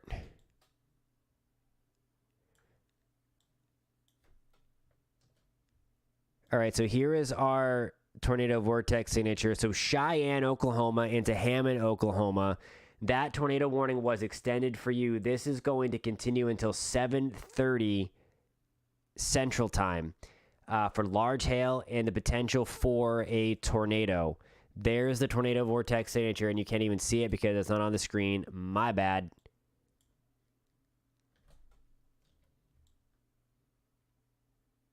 There it is. Sorry about that, guys. There is the rotation. It is moving up in this direction. So western Oklahoma, eastern Texas, they're continuing the warning on that one. Let's pull out now and let's do a look at the future. And then we can kind of look at some of the meso analysis. Speaking of that real quick, I'm jumping all over the place. I want to see if there are any mesoscale discussions in effect. A mesoscale discussion, for those that are unfamiliar, it's a little thing that the Storm Prediction Center puts out. They're based out of Norman, Oklahoma, where they are looking and kind of it shares their thoughts on if another watch is going to be coming down the pipeline or if kind of what they are seeing. And I always like to just see what they're thinking because I'm still cautiously optimistic that dew point temperatures in the 50s may not be able to support a long-lived wind event. Maybe. Now, with that said, it's that give and take kind of thing. There's so much wind energy that it might be able to overcompensate for that. Okay, so it's like that.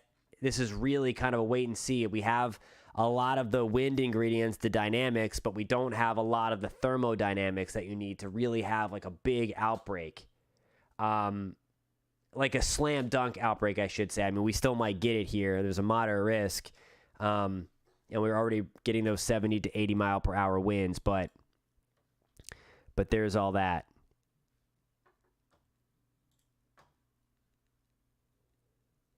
Boy, I love where this conversation's going.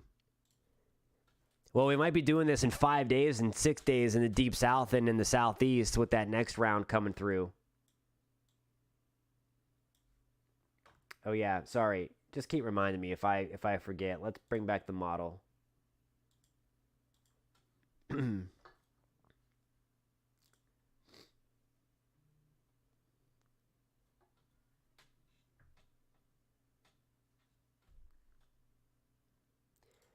Let's back this up. Okay, so there's Oklahoma City. That's 10 o'clock tonight. So that's in about 2.5 hours. We're going to have that line coming through. And notice, though, it flares up there west of Oklahoma City towards Lawton, Chickasha. We could have some supercells down here near Wichita Falls, near Lawton, near Chickasha. And then blowing right on through Oklahoma City. So we could have some damaging wind gusts there. Into Fort Smith, Arkansas. There's a shot. It's a very isolated shot, though. Notice how quickly that line falls apart. If there's going to be wind damage in Arkansas, it's probably going to be confined Fayetteville, Bentonville, northwest of Fort Smith.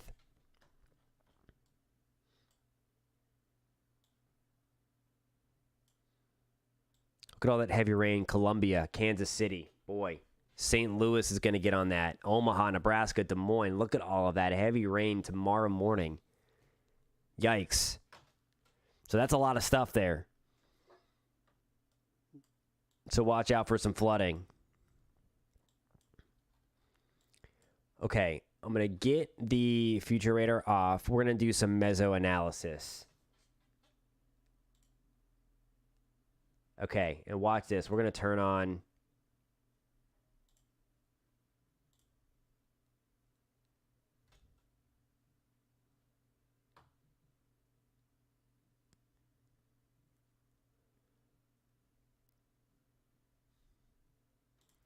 I think that's a good forecast for tomorrow.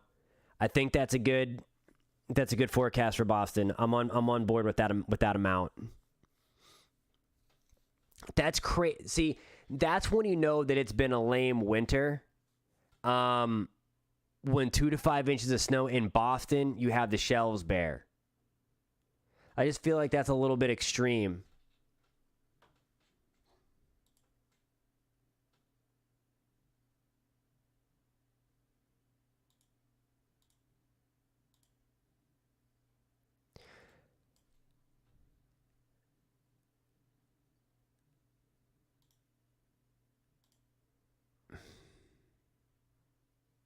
All right, so what I have overlaid here, this is... I'm going to bring up the significant tornado parameter. It's a parameter that we use that kind of mixes some things together, mixes some ingredients together. And where you're seeing these brighter colors west of Wichita Falls, that's where we're going to have the chance for a few long-lived tornadoes. So we really need to do a good job here, like we can will it, to keep that all linear.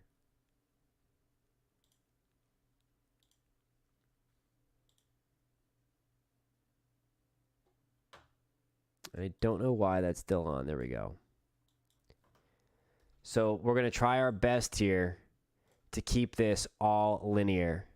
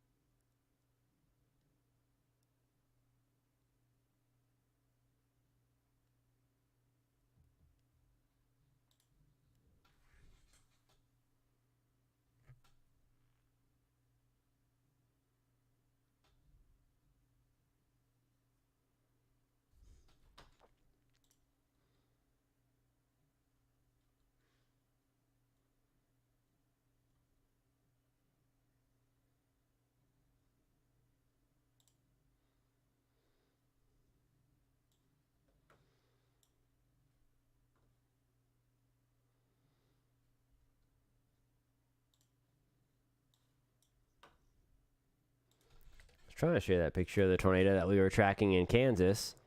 That's what I was doing, trying to walk and chew gum at the same time. Can't do it.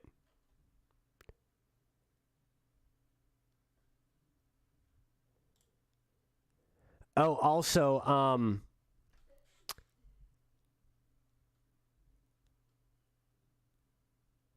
Matt, if you're in Melbourne, you should look to the east. You should stay up late. Crew 6 launches tonight. SpaceX sending the astronauts to the International Space Station. Look east at 1. Hold on, I remember 1:45. I think 1:45 a.m. Rocket launch tonight from Cape Canaveral, Florida. Really, really cool. Hey, what's going on, my friend? Good to see you on the live stream. I'm planning on going until about 9, maybe 10 o'clock. Because I have to get up at 2 o'clock in the morning for work. So I do have to cut it short so I can function on the air tomorrow morning.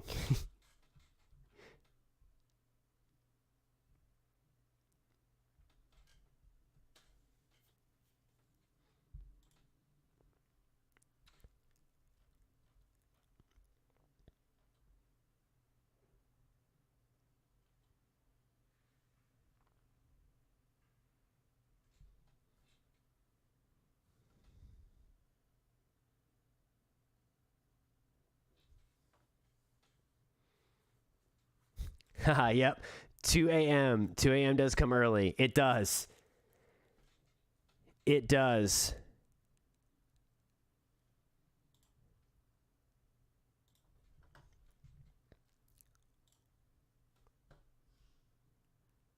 Hey, Jeff, I am using WSV3.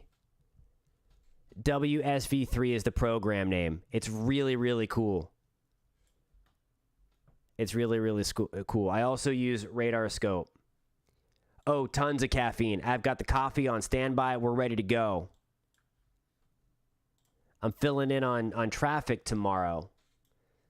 So I'll still be in front of a green screen, but I'll be tracking the roads rather than the weather. Although we are expecting a lot of fog in Florida tonight, so there's going to be that. Just in case anybody happens to be driving in Florida. I know Matt is. He's hanging out in Melbourne.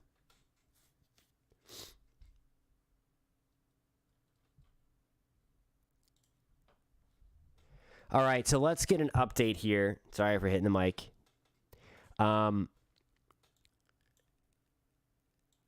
Let's take a look at the Norman radar as these cells come on through. Do we have one? We just have one tornado warning. Not just. We don't want any. Wow, look at that. West of Clarendon. 80 or 79 mile per hour wind gust. That's when that line came through. All right, brand new tornado warning. This just came out. I think we're a little bit closer to the radar site now, so we should be able to get some good data in here. This is where we have to watch. This is where the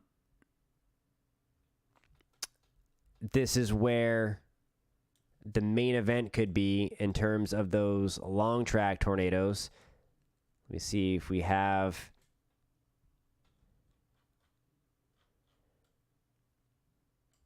See if there's a better radar to use. Maybe the Amarillo still. Yeah, I think we'll stay with Amarillo. And there it is, right around Wellington. So we're going to point that out. So Wellington, Texas. And this was the same storm that produced the 80 mile per hour wind gust just about. So this has a history of producing some damaging wind gusts. Now it is spinning. And could be producing some pretty heavy hail or pretty large hail as well. All right, putting a timer on this for you. Wellington, this is on your doorstep. Willow, this is going to be 7:27. Into Granite, we're at 7:31. Again, we're shaving an hour off. Because I am in Eastern time, so that's what the computer is formatting to. Sentinel, we're at 7:43. Hobart, we're at 7:45. And then Burns Flat at 7:48. There's the timeline there for that tornado-warned storm as it moves across the Texas border, kind of right parallel with I-40 into Oklahoma City. So that is the brand new tornado warning as these get going. And it will be interesting to see what happens with this down here. Just a few little itty-bitty guys east of Lubbock. Let's keep them that way. Let's keep them that way. Coco is live now. All right. For those that might be just joining us, what we're kind of watching and waiting for, there's a few things here. First, I want to show you. There is the main tornado threat. Okay? So that's the main tornado threat for tonight. Okay? In that purple kind of circle. And that's where we could have the long track tornadoes from about Paducah, Texas, northwest of Wichita Falls, to the west of Oklahoma City, right on the west side of town, and then up into Enid. That is happening like as we speak. So for the next hour or so, that's what we are going to be dealing with. As that line of thunderstorms then moves into, closes in on Chickasha, into Lawton, into Oklahoma City, that is where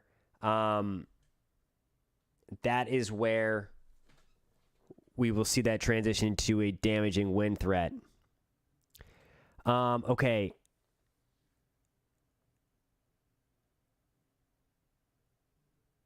So remember we were tracking that storm near Memphis? Holy cow. So we just had a report here of 110 mile per hour wind gust in Memphis. That is Memphis, Texas. Excuse me. It is 114 miles an hour. That is insane. So that is right here. Okay, so here's Memphis, Texas. We just had that 80 or that 79 mile per hour wind. It got stronger. So I think it's almost, I mean, again, like we were talking about earlier tonight, even before any of these gusts were reported, if you are in these areas, you need to treat any severe thunderstorm warning like it is a tornado warning, because 114 mile per hour winds is no joke. That is crazy. So they have chasers in Shamrock, right up here where that tornado warning is, and then Wellington, they're about to get blasted. Okay, so they have them on both tornado warned cells. That is crazy town. So I don't know if you remember that crazy derecho back in Iowa. I think it was 2 summers ago now, where they had 136 mile per hour wind gusts. I mean, it destroyed so many things. Like, that's on this level right now.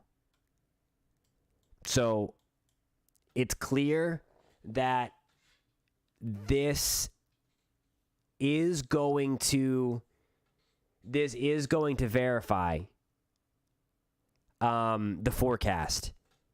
I don't know so much about the tornado side of things, but the damaging wind threat, yeah, it's game on for that. So again, the best advice I can give anybody that might be tuning in from Oklahoma, and you guys obviously are severe weather savvy, you know all about this stuff. So I'm not telling you anything you don't know, but that is a really nasty line of thunderstorms. I mean, 114 mile per hour wind gust was just reported. We'll see that storm report pop soon. I just saw it on Twitter officially from the National Weather Service. So we're going to get that report from Memphis. So, I mean, Dotson, Hollis, Gold, Duke, Magnum, Willow, Granite. Get in your safe place. Treat that severe thunderstorm warning that you are currently under as a tornado warning on a night like tonight. Just because, I mean, 100 mile per hour wind gust or more, that's crazy. That's crazy.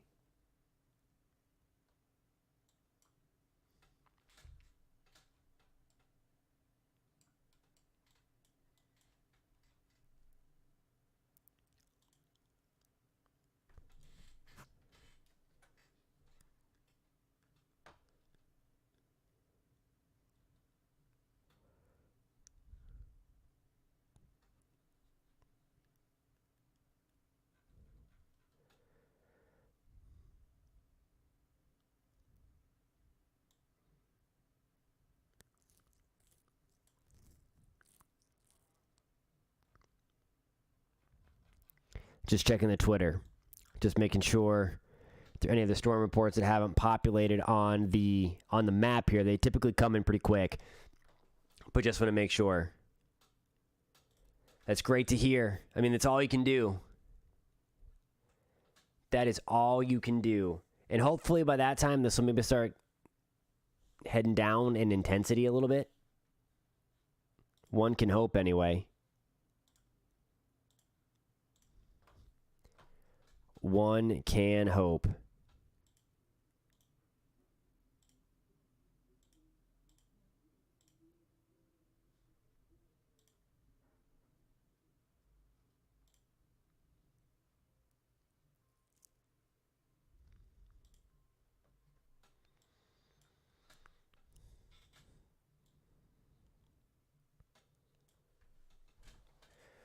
All right, so to recap, let's back this up. Oh, that might be it. There it is. So as we were just kind of talking, there is that official report so that I can show you the ground truth. There it is. Measured by the West Texas Mesonet, 1 mile northeast of Memphis, a wind gust of 114 miles an hour. That is crazy. So this line is ramping up as expected as it kind of crosses the line from Texas into Oklahoma, kind of rolls down I-40. So again, Hollis, El Dorado, Duke, Magnum, Granite, treat these severe thunderstorm warnings tonight like they are tornado warnings. For the heck of it, let's just see. Yeah. So the Weather Service, if you're not familiar, has upgraded their kind of wording. Now, they're called the tags. And you see where the thunderstorm damage report or damage threat is, and it says destructive. So I can't remember. It's like considerable, destructive. There's another one there, but look at this. The storm is moving at 94 miles an hour. Max wind gust on that warning, 90 miles an hour.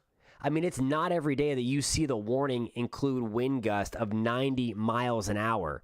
And again, the wind threat is observed. We've already seen wind gusts over 100 miles an hour, over 110 miles an hour.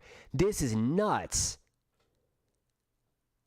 And again, this unfortunately was to be expected. So the forecast is coming into fruition for this really ugly, damaging wind threat.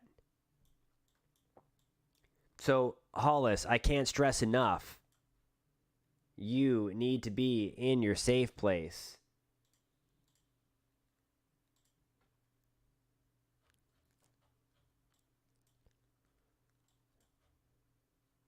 I wish they had a radar out here. Need another radar. All right, so they've included Hollis in that tornado warning now. Again, regardless, it doesn't matter. We should be in our safe place anyway in Hollis just because of how destructive the straight line winds are. You don't even need a tornado to do damage with 114 mile per hour winds. That's just nuts. All right, let's see. That's a great question. I don't know, especially when it's a really bad year out there. It is crazy. Still live, Timothy. Welcome to the stream. Yeah, I know that a lot of forecasters, the severe weather forecasters out there in the plains, were using the H word for historic. So that they don't throw that word around lightly. The amount of wind energy is crazy. So that answers my question if it can come over temperatures in the 50s and 60s. It's hard to do, but there's so much wind energy. There is where we have our couplet up here. So this is going to be a destructive night, unfortunately, across the plains. I think we have even two couplets on that, right there and right there. So they might need to reissue it. There's another one up here that's out of the warning. Let's see what's going on there. My gosh.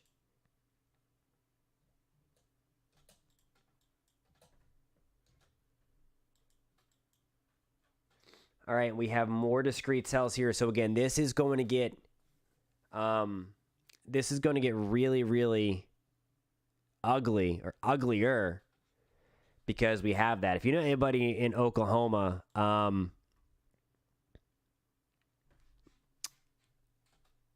that is good context, and that is awful. That is awful, but yeah. And that's when you know you can trust somebody. Like you need to. That's why it's so important to find somebody you trust.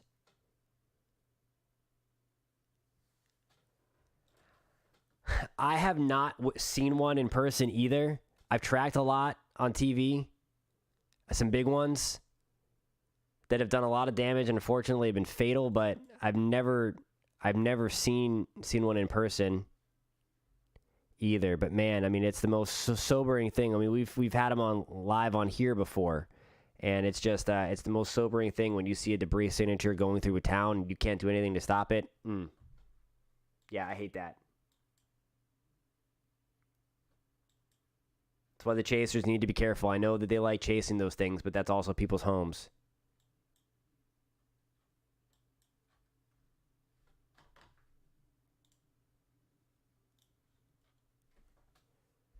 All right, so here's where we stand. We have this line of thunderstorms as we speak. A new tornado warning has been issued. This is northwest of Oklahoma City. Let's find the perfect radar. Let's go up towards Medford, Oklahoma, and see. Nope, that's not a good one. I guess we're going to still use Amarillo.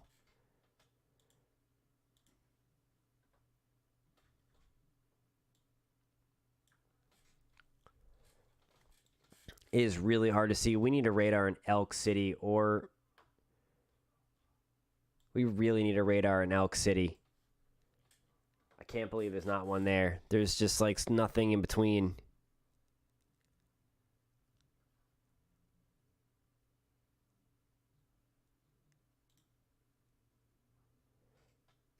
I'm trying to remember. I know there was a bad one.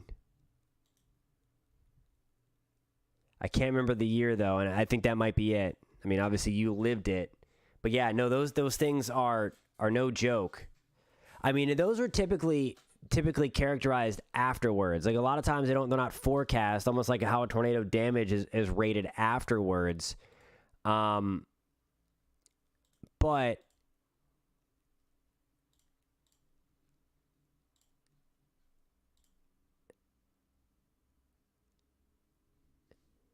so Robbie is asking what a derecho is. So it's a fancy word for a very long-lived and significant wind event.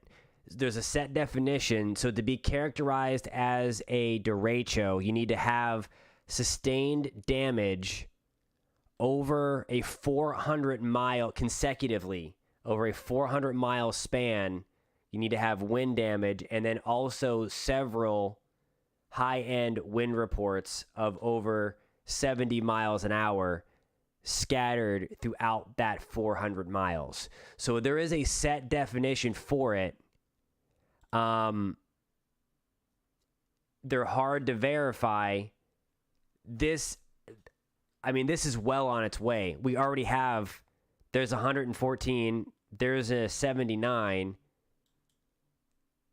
There was another one, there's a 78 in Kansas. There's an 81 north of that. So, I mean, we already have 4 wind gusts. All right, so we have, so you see these 2 things out here?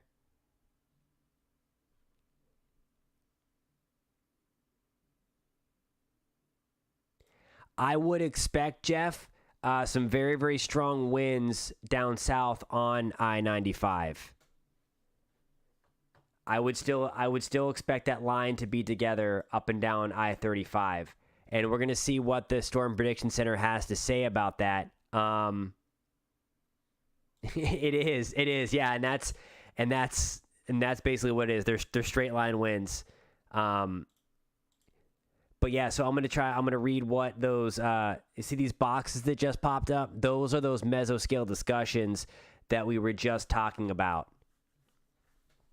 So it actually isn't. The air it's moving into is pretty stable. And that's the surprising thing about it. So I was mentioning about the ingredients we have. The wind dynamics are off the chart insane. So we have that. We just don't have the instability. But as we can clearly see, though, the wind energy is able to overcome the lack of instability and the lack of like surface moisture. Those green numbers on your screen, that's the dew point. And I mean, it's hard to get sustained severe weather when you have dew points in the 50s. So like that's what this is doing is extremely impressive.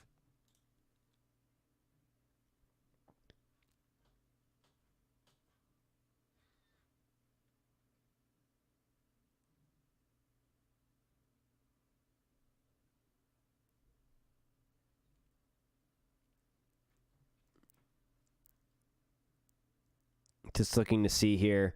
I'm going to look at what they just wrote in their discussion because I'm anxious to see if they're going to continue that watch, which I'm sure they will.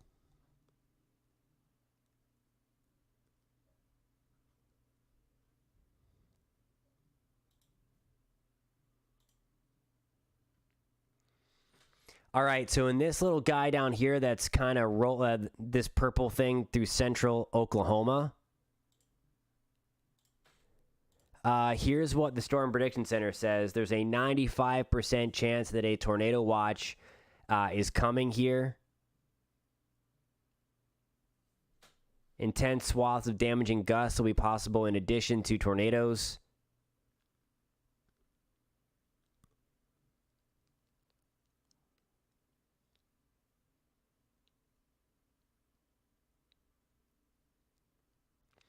And so, yeah, that's what they literally just said what we talked about in their discussion, that clearly, even though there's the lack of instability, there's a strong elevated mixed layer, as we call it. So we don't have the instability until you get a couple thousand feet up into the atmosphere. You don't have it at the surface, and that stable air at the surface kind of acts like a little bubble of protection to help to dampen the winds. But there's just so much forcing with this cold front and with this upper low coming through that it's just like, it doesn't matter. It just doesn't matter. So it's going to be a long, long night.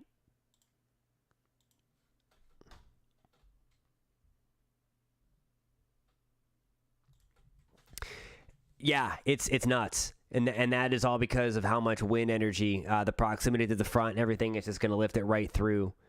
Okay, so that is that potential there.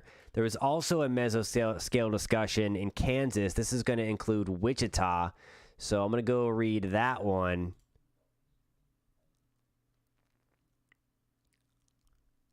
There's already the watch right there. So the severe weather threat continues for this watch. And they are expected to,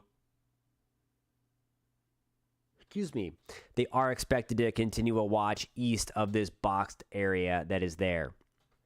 So they are expecting, obviously, the severe threat to continue, as did we. Yep. It's exactly it. Literally.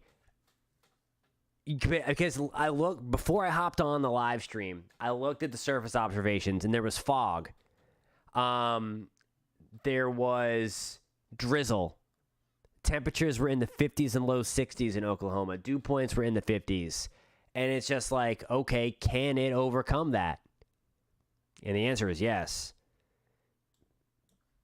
I mean, this front means business. Let me see.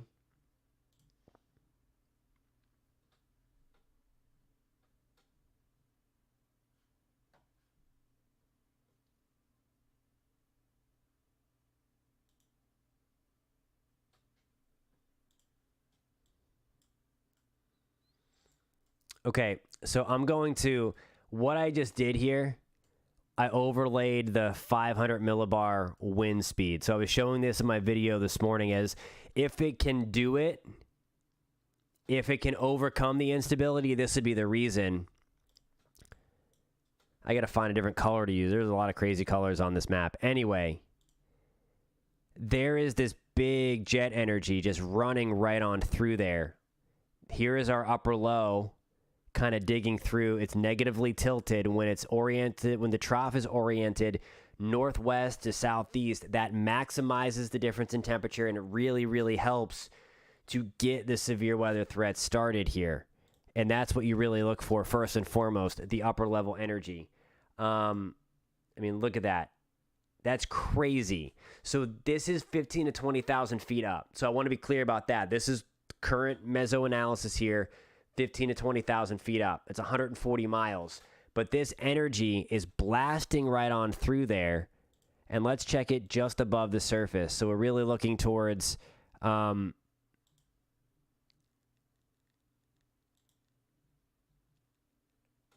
that's the 850 millibar temperature. I want the 850 millibar wind. And this is what we're going to watch tonight.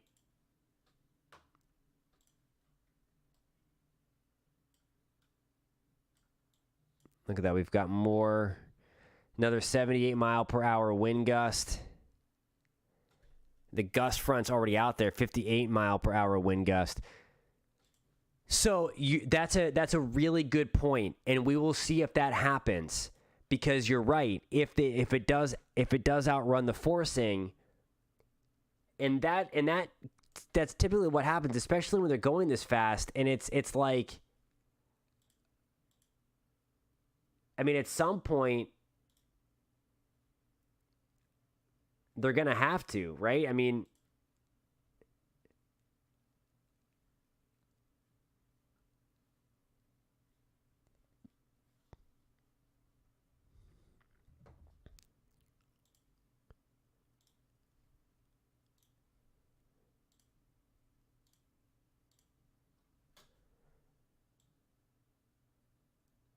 So just nuts. All right, so we have some new people in the live stream. Welcome, a meteorologist, Jonathan Kegas here, finding us for the first time.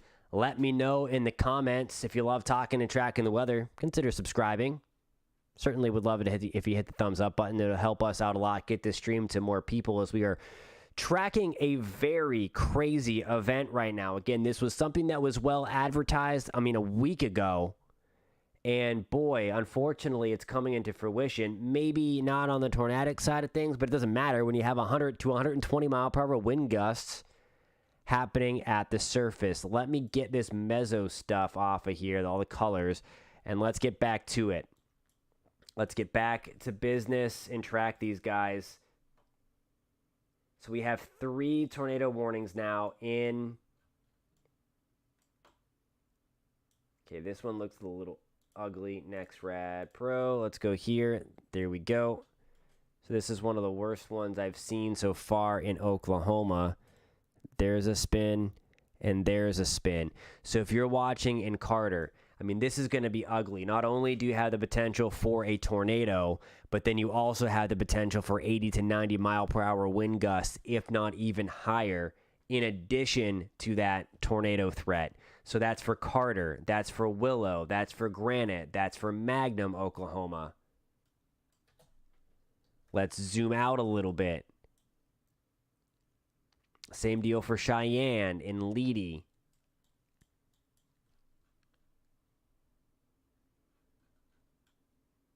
And look at that. You had the gust front come through. The gust fronts, whenever all of that colder air sinks to the bottom, from it raining into drier air, and then it rushes out. The thunderstorm downdraft runs into the ground and rushes out. There was a severe wind gust. The line of thunderstorms is back here. And there was a severe wind gust before the main line of storms even got there. Just nuts.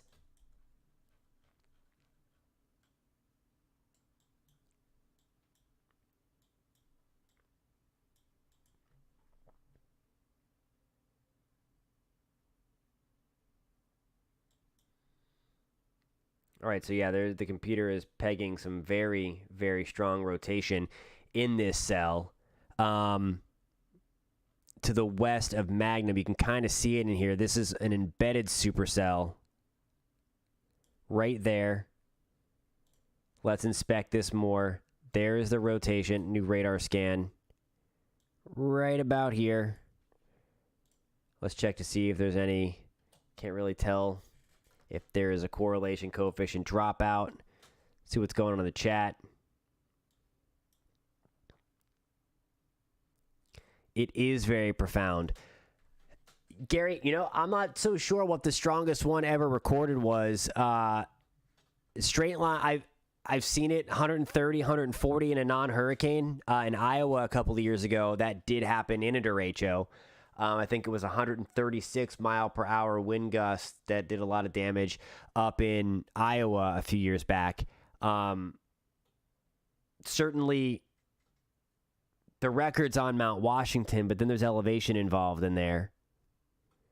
And then, of course, you have hurricanes, which would be, I believe, the Labor Day hurricane was the strongest to make landfall in 1935. But I need coffee, and I haven't had it in a while because I have to go to bed in a couple hours.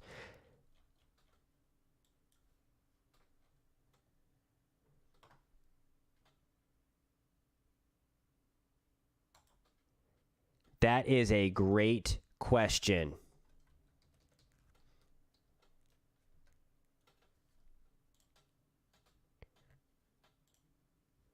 See, that's why I need you on the stream, Robbie. That's why I need you on the stream. I'm going to load that up right now.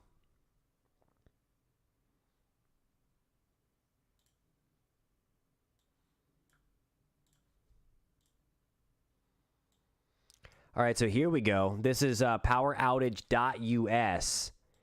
And Texas is reporting 39,000 people, nearly 40,000 people without power. All because of this line. That's where the strongest wind gusts have been. You can see that I mean, our storms are coming through at about, I mean, they're about right here now. The storms are literally about right here. So as they blew through, that's where all the power outages are. So remarkable to see what it's doing and what it's doing to the power in real time. So thank you, Robbie, for reminding me about that, to go check up on that. So Timothy, that is from the ice storm from last week still. They're still dealing with without power from the ice storm from last week. It brought down a ton of trees and a ton of power lines. So they're going to be dealing with that for a long, long time. I do not want Illinois. Illinois is perfect right now. I don't know why that clicked on Illinois. But yeah, so obviously Michigan dealing with the ice, and obviously California with the blizzard. Thank you, Allie. I thought it was the Labor Day hurricane, 186, and that holds the record for the biggest landfalling hurricane, wind-wise anyway. 1938 hurricane hit Long Island in New England with 162. Thank you for looking that up. Yeah, it's crazy up there. We had a couple of friends tune in from Michigan. There we go. And Mark is not one of them.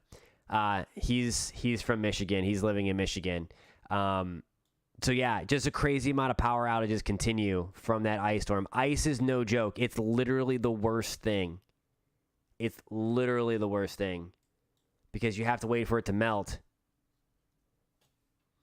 It is, and on that front, I mean, it's believed to have been the first blizzard warning ever issued by the National Weather Service in Los Angeles prior to the event starting. They did find out that they did issue a blizzard warning back in 1989, but that was as the blizzard was ongoing. It was, okay, we're verifying blizzard conditions. We need to issue a blizzard warning. But it's believed that that blizzard warning just to the north and east of LA, I mean, not in LA. They got some snow, which is nuts that LA got some snow. They did not see blizzard conditions. That was a couple thousand feet up in the mountains east of LA, but nonetheless, it's very rare, like unprecedented rare for that part of the country to get a blizzard warning. All right, so we're still watching this closely.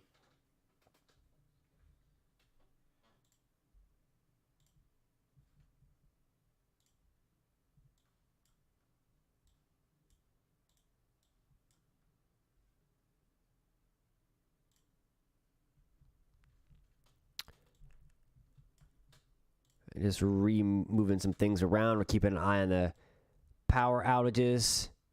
Thanks to Robbie for that.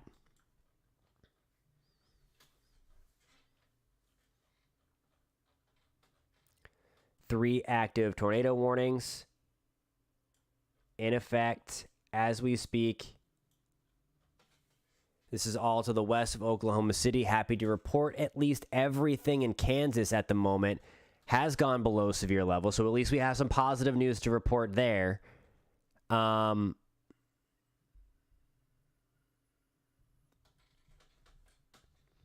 There is no question about it. There is no question about it. I don't think New York City's seen an inch yet this year. They just got measurable like not too long ago. Boston hasn't seen much either. But Allie's the resident Boston expert because she lives there. They'll probably like double their entire winter tomorrow.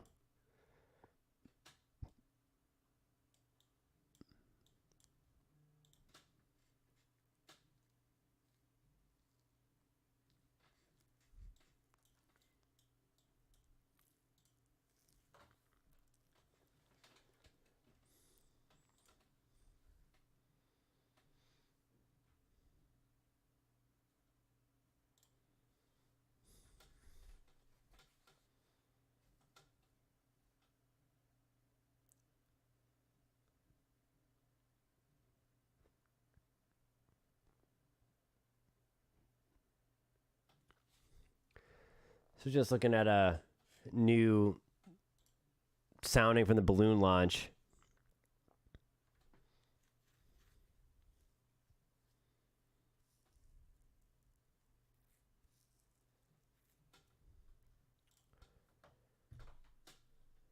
Yeah, I think that's a really good bet. I think you got a decent shot even in the city.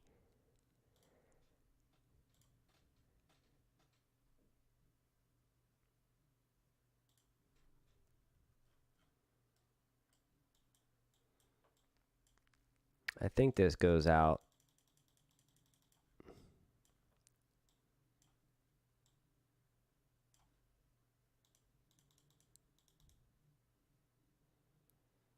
Have to wait for it to load. There's a lot of data here. I know, for real. That's a good point.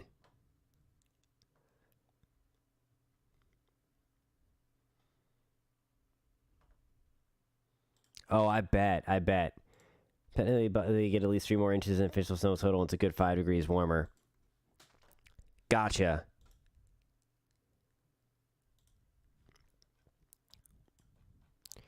So here you go. This is on the 28th at 2 a.m.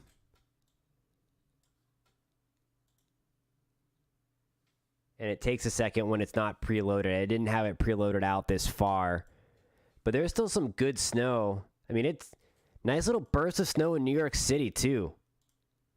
We mentioned this in this morning's video, if you haven't watched it, that it looked like New York was going to get snow, and now we have the high-resolution future data to bring it up. There's Boston, and the way that this thing kind of pivots off the coast, it keeps it all snow, even on Nantucket.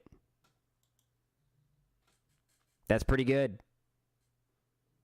So you're gonna be good again. Obviously, the water has the influence there for sure, and then there comes that little changeover as we get into that last frame there. That's going to be in the afternoon on the 28th. So there you go. There's a little bit of high resolution future stuff. All right, back to the severe weather. For those that are just joining us, if this is the first time finding the channel, please let me know. I would love to know if you're finding us for the first time. If not, welcome. You see that flash purple here, so we do have a confirmed tornado to the west of Chickasha. You see where it's purple and it's flashing tornado warning? Let's get inside. We were watching this one before. All right, let's see here.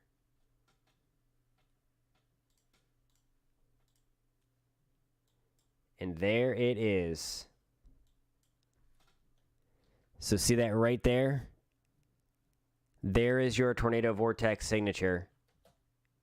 Right there. There's also another one. So there could be like 2 tornadoes here.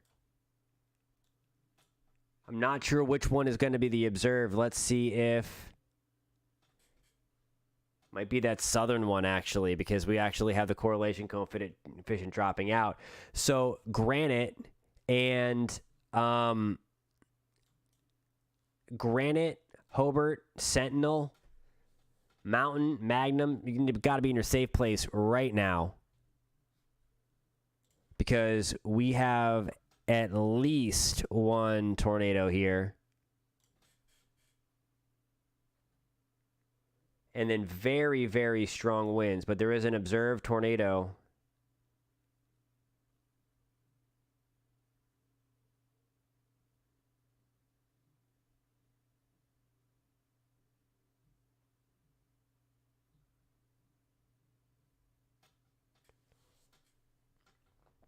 And very strong winds.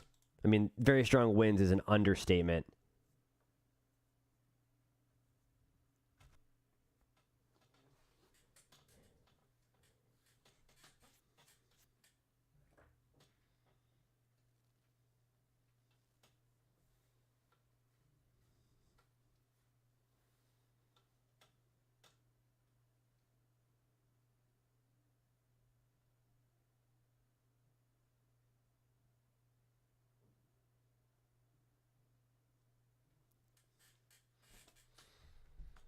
Yeah, I think you're getting rain, although that system next week, Gary, might be interesting, although I do think from what I looked at earlier today, it looked like most of it was going to be north of you, closer to D.C. And Northern Virginia. All right, we have 2 confirmed tornadoes now in eastern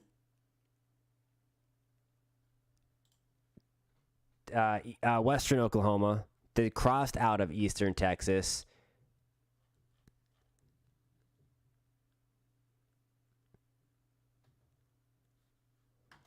Hey, good to see you too, my friend. Thanks for tuning in to the live stream. Coco is only showing a chaser from Elk City right now.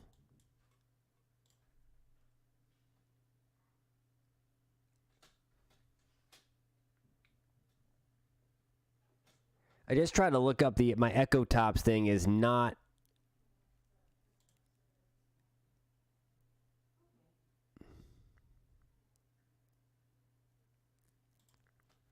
It's not loading for me. Let me move to a different radar site and see.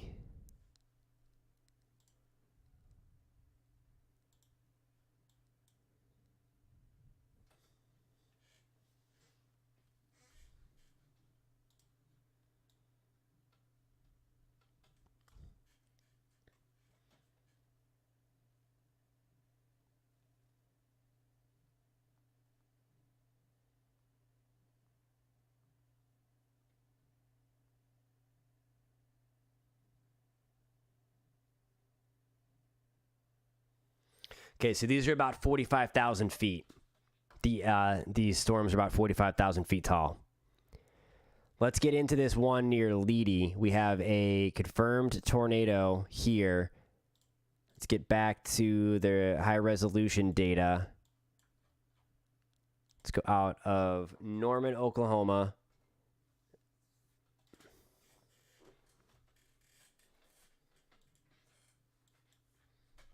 We're outside of the purple haze, so we just have terrible radar data. There needs to be, again, I keep on complaining about that radar dead zone out there. It'd be very, very helpful if we can get a radar there, but they're not cheap. So we're going to go back down a little too close. My gosh, there's like so many things spinning on this line.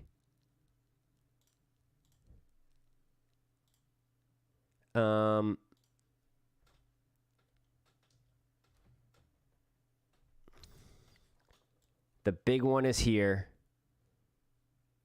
Look at all of that strong wind.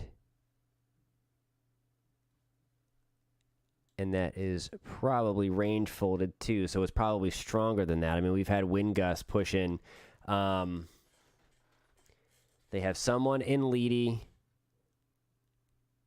Beckham County, Oklahoma storm chaser, Charles Peak.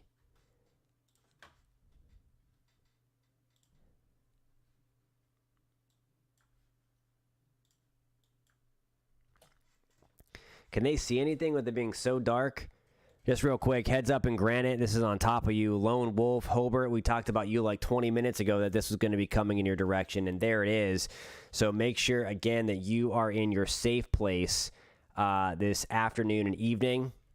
I guess it's now evening across the board.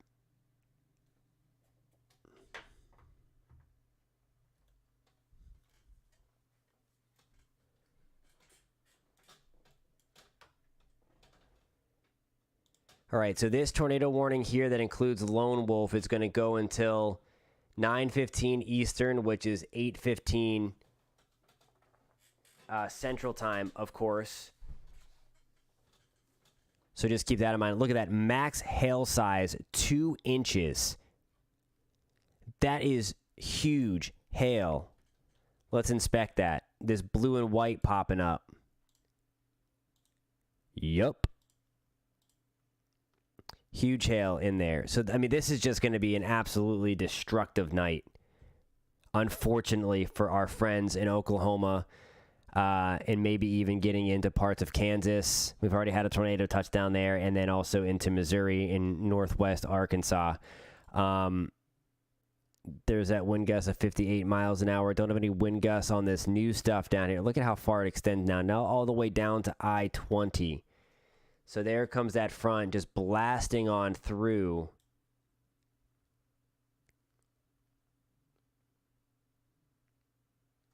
Oh, yeah. I mean, they're going to...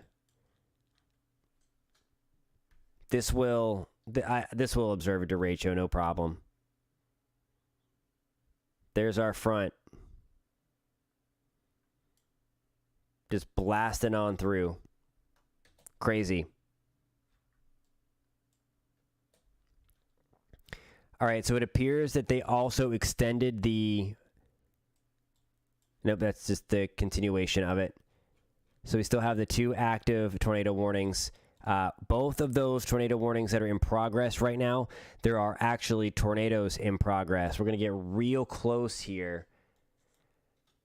And there's like a couple of areas that are spinning right there.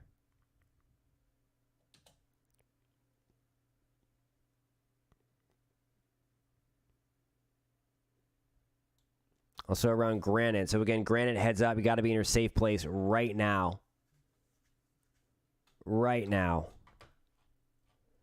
Sentinel, Rocky. Do it again. This is no joke tonight.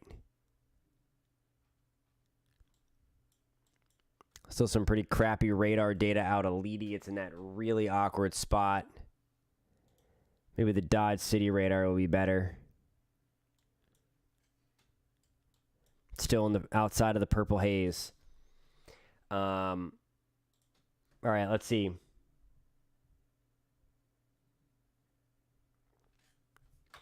Oh, I'm losing my mind. I am losing my mind. It's hard to pick up a debris signature, and there to get a debris signature, it needs to be like lofting the debris high, and those look like they might be on the weaker side. Hopefully, everybody. That was my question. Like, what are they seeing? Are they seeing like power flashes and lightning strikes?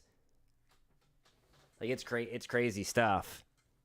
So terrible.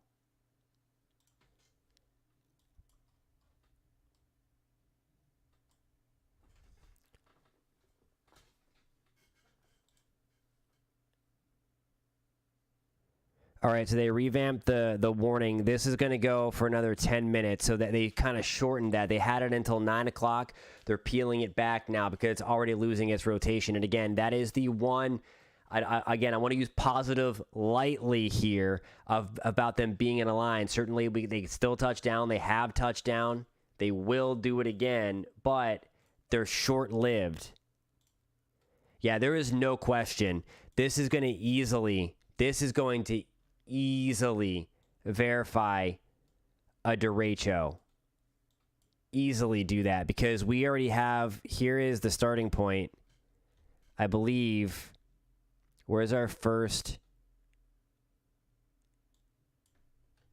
I think it was actually back here. I think we had probably right about there. And then we have significant wind damage reports here, here, and then up here. And that is going to continue.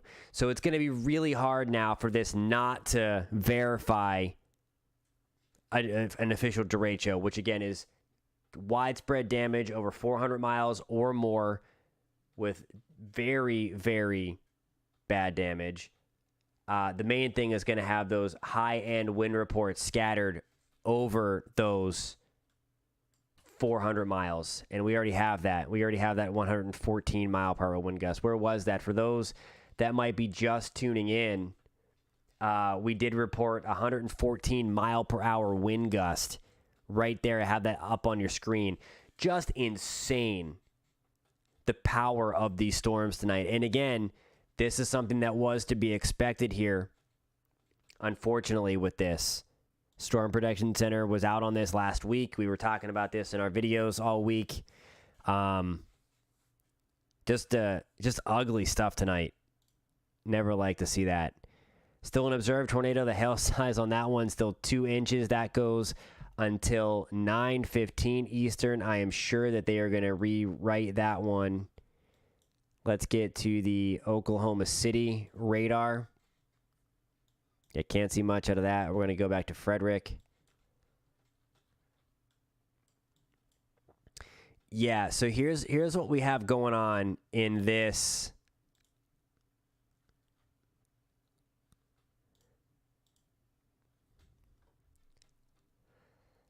in this cell now.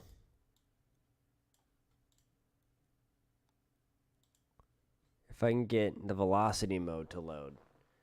It appears, though, that this is turning from more of a supercell into kind of a Boeing segment. That backwards C there with that strong wind going through. Still might be able to get a little tornado out of the deal. I don't know why the velocity is not responding.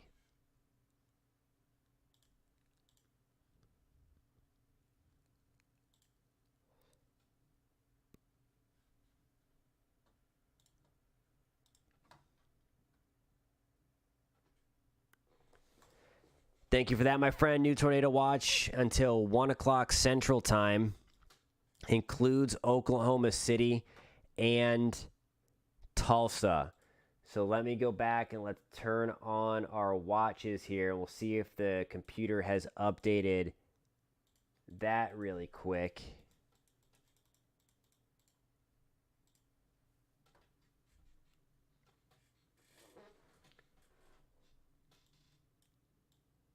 And as we wait for that, there's a new tornado warning in effect.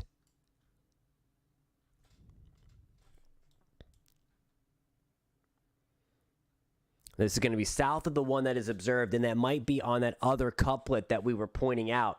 Remember when I showed you too? I don't know why the velocity data is not loading on the Frederick radar. Let me check it again and see if it just took a second.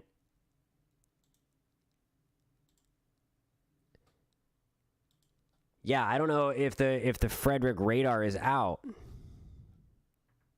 me check another source.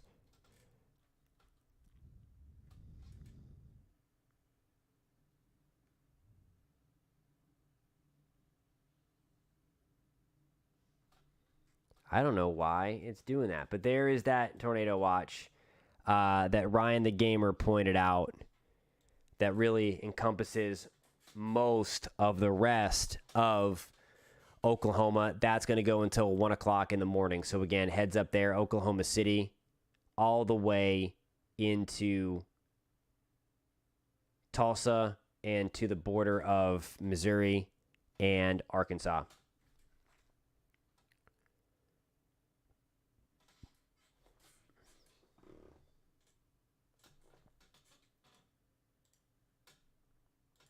All right, so that new tornado warning goes until 9:30 Eastern Time.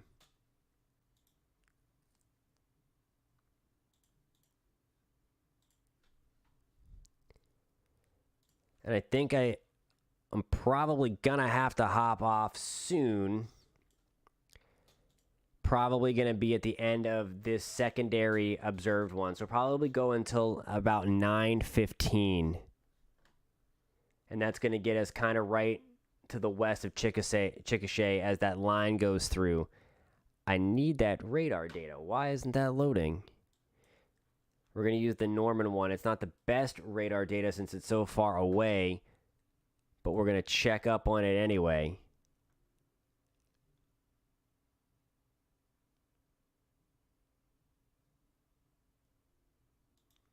Oh, that's right. It is, right, 2013.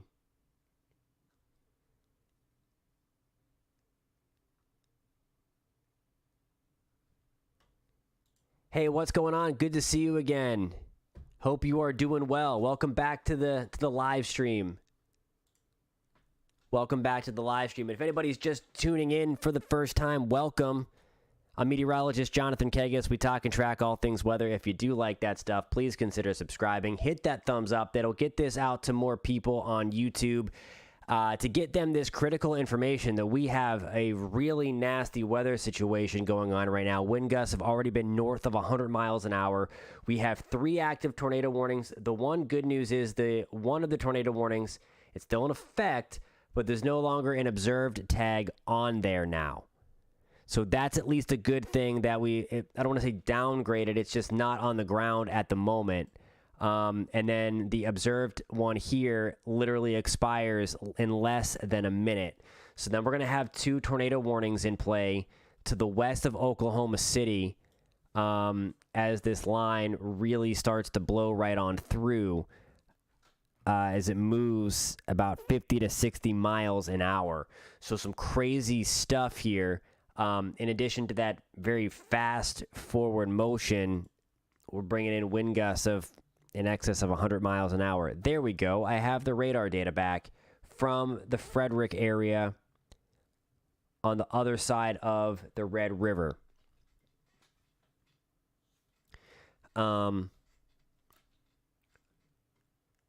So where you see the purple color, that's again where we have the observed tornado. That's going to expire in just about 30 seconds. Let me get you closer in here. Let's do some high-level inspection and just see what's going on. And it's really hard to decipher. There's so much shifting of the winds. So we have a little piece here. We've got another one right in there.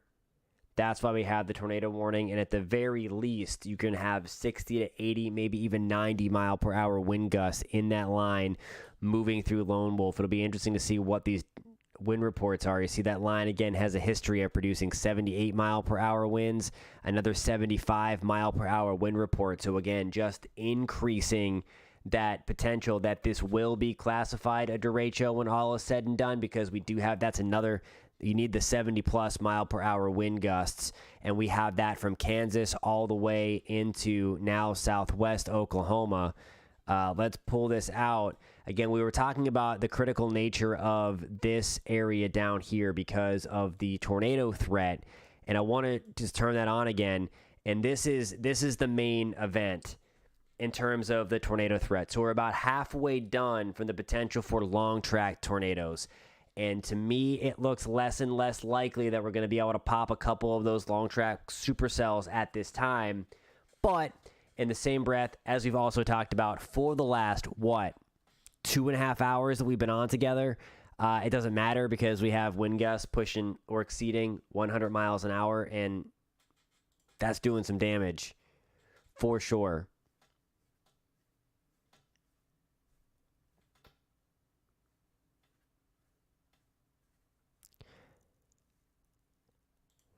I mean, pretty much, that is true. And I mean, we haven't had, there hasn't been an EF5 tornado since that one. That ended, more actually started the F5 tornado droughts both times. Back in 99, then we didn't have one until Greensburg in 2006. And then 2013 was the last EF5. Because in 99, they were still Fs. The Enhance started in the early 2000s. And then, 2013. So we've gone almost 10 years, the longest in history. So is she there now in Oklahoma City? Because she'll be under that threat if she is. So you just want to make sure that she is aware that there is that bad weather coming in to your west, or to her west.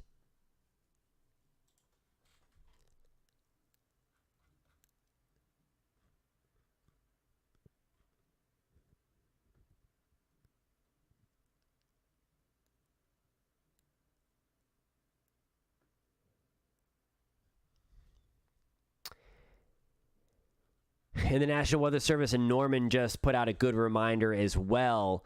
They're saying to get out of mobile homes right now. Just because, 100 mile per hour wind gusts are going to flip those things like toys. So that is a great idea. If you're in one, or if you know of anybody that lives in a mobile home, now is a good time probably to find a sturdy shelter. So just keep that in mind. So she is going to be in that threat by around 11 o'clock tonight. So she's in a tornado watch until 1 o'clock in the morning for the potential for a couple of tornadoes and then those very, very strong wind gusts.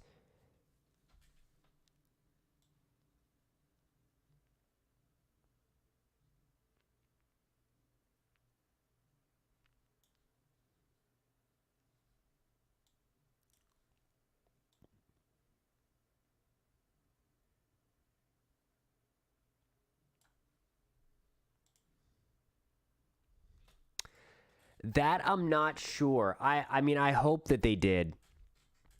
I hope that they have in the mobile home communities. I hope that they have a shelter on site that those people can go to. I doubt that everyone does, but I'm hoping that most do. Hey, how you doing, my friend? Good to see you on the live stream. Welcome to the live stream. Let's check in on those Texas power outages. Now we're up to 45,000 without power. It was about 40,000 at last check, which was like 15 minutes ago. So power continues to be taken out. This is just going to be ugly. I mean, this is going to be a long, long night for Oklahoma. In North Texas.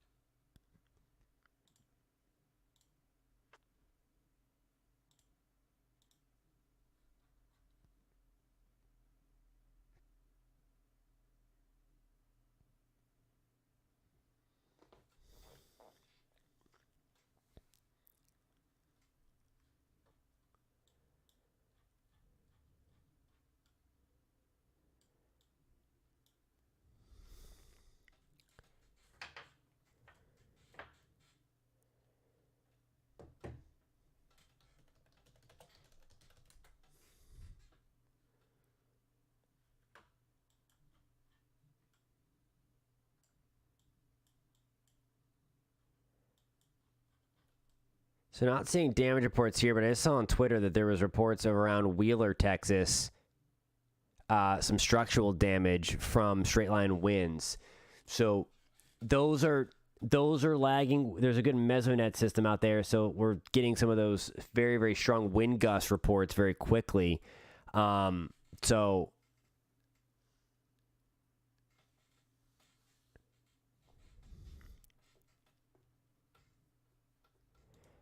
absolutely. Me too. Yeah, and Allie brings up another good point. Remember your pets. I mean, now it's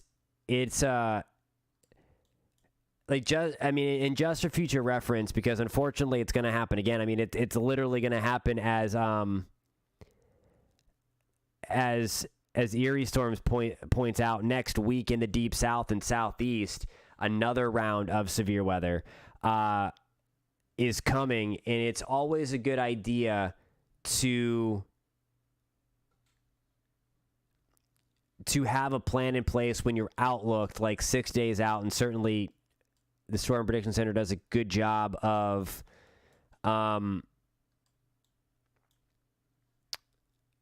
with these 3-day outlooks that they have.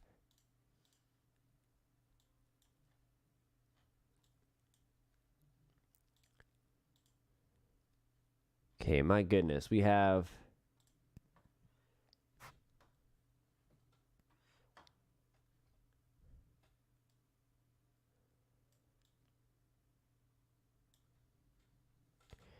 let's see if there's anything. Oh, all right. We might have something here. Around Hobart.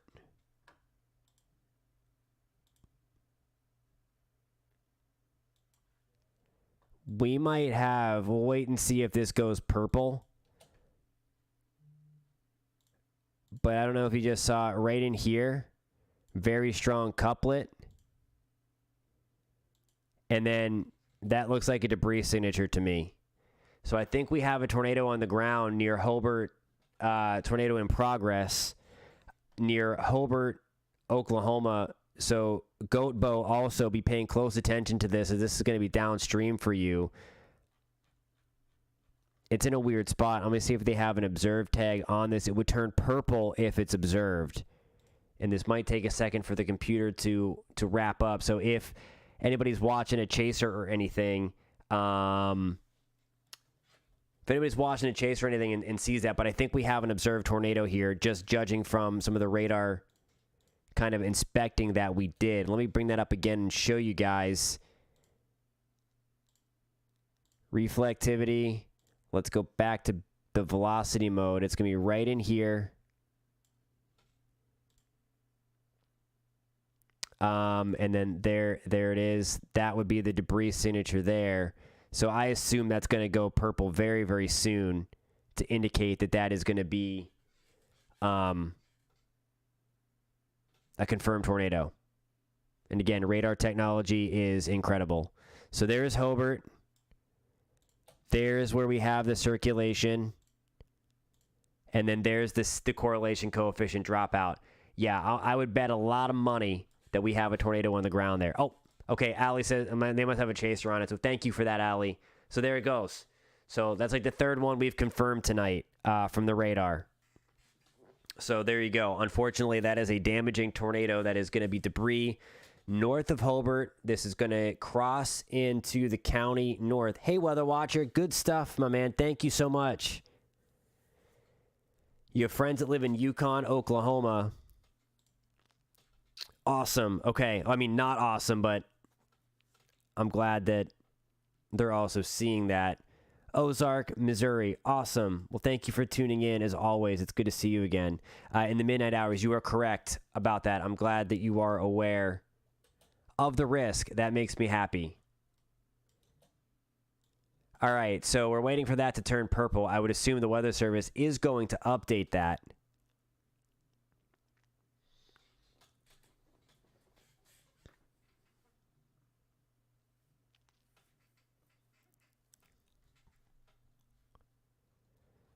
So we're going to be watching this here.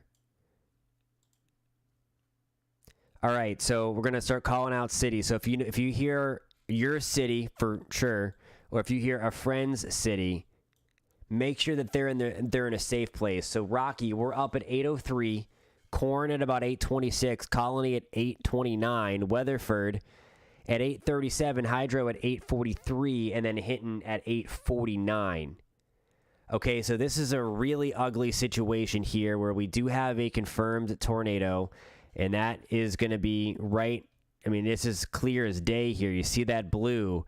And again, for those that aren't familiar with what we call a CC dropout or correlation coefficient, it's the radar. The radar is looking at, when the radar shoots its beam, it does so in the vertical and the horizontal. It's great radar technology. It was started to release back in the early 2010s. But it can see the thing inside the storm and if it's highly correlated or not. If it is, it's this red color that you see out here. If it's not, it starts to lower in color and becomes more green and blue. So that is the radar actually seeing the debris lofted up in the sky by this tornado that we confirmed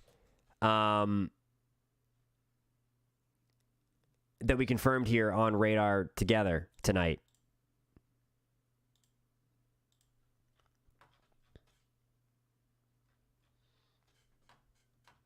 So this is getting ready to cross towards Rocky. So again, you need to be in your safe place now.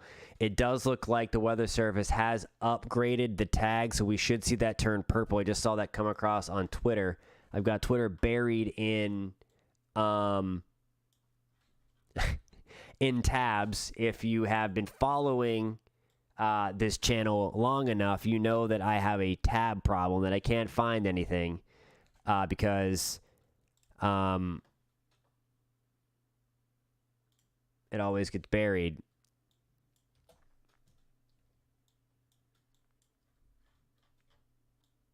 All right, so let's take a look at that secondary one.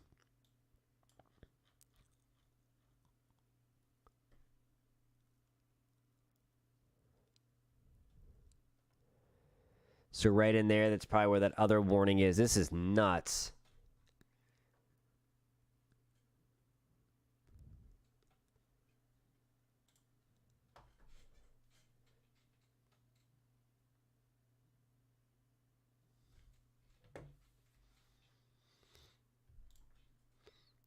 It is.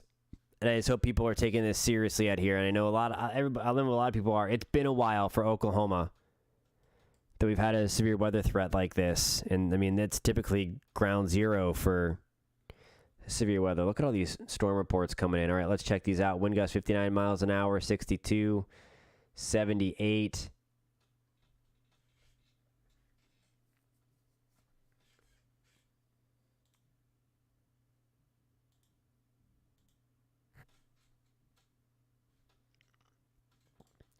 Tornado on the ground in Hobart. That's going to be this one here. Too close. We can turn back on the correlation coefficient. That is right here. All this blue, and it's kind of scattered out. It's kind of spreading out. Sentinel and Rocky, again, you need to be in your safe place. If you know anybody by chance that live in that area, you need to make sure that they are in the safe place, or you need to be in that safe place right now. That's going to be kind of drifting north. It's a really weird motion, but it's a really weird night, and kind of see that right here. It's hidden, but there it is.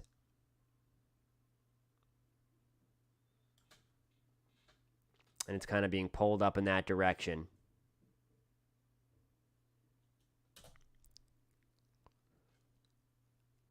And there looks like there's the other one. This is crazy.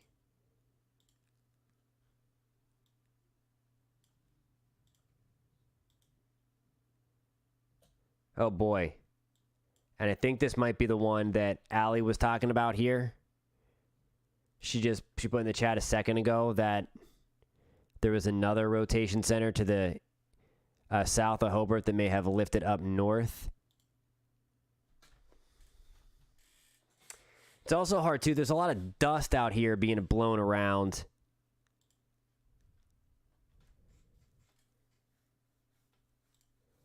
So thank you for that, Ryan, putting in the chat about the locations they're impacted by that tornado in progress that was in and around Hobart. It's now lifted up towards the Rocky and Sentinel area as well. Here's Lone Wolf back here, so it's now moving away from you guys. Metro in an hour or less. So let me pull this back up, or back out, I should say. I wonder if my data is just slow to come into the computer tonight since we're like using a lot of data. Let me turn some things off here. Because we never went purple.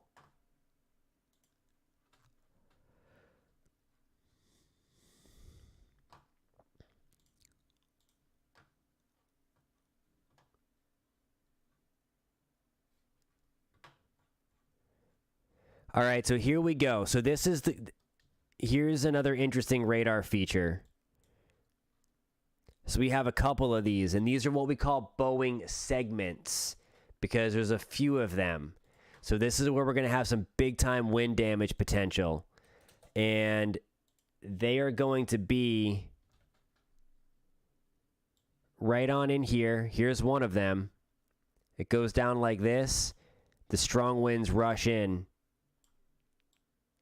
Right there. So Hobart got hit with a tornado. Okay. Now they're going to get hit with like 100-mile-per-hour winds potentially. Further down the line, there's another one forming. It's right about here. And then up through here. I hope so too.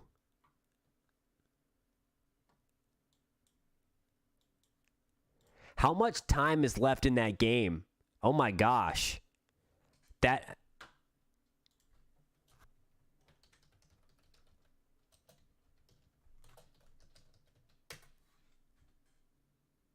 Wow, okay, yeah, that could be real problematic. There's 6 minutes left to go in that game.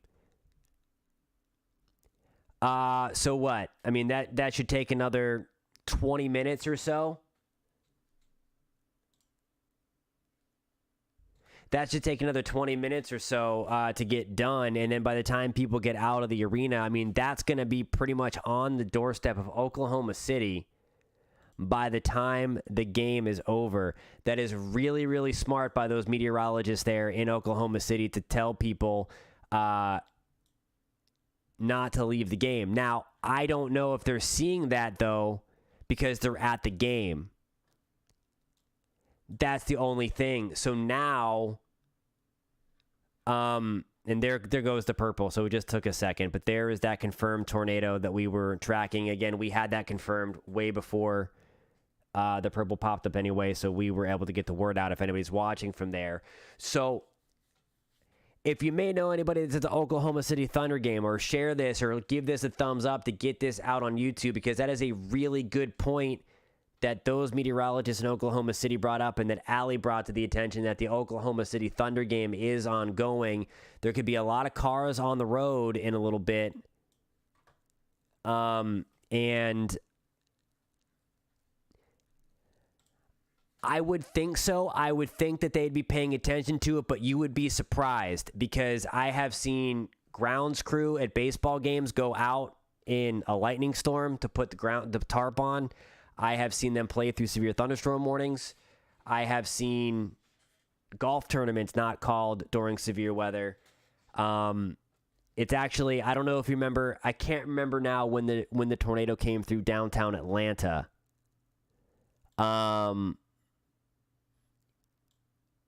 Maybe 2004, there was an EF2 tornado that went through downtown downtown Atlanta, and it was an NCAA tournament game, and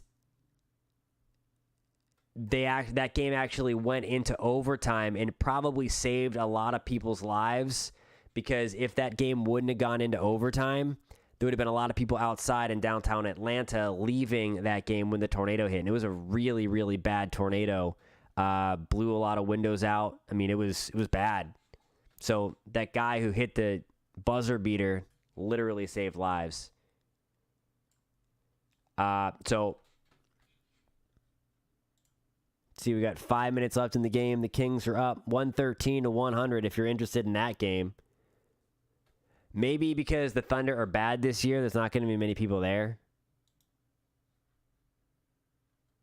Who knows?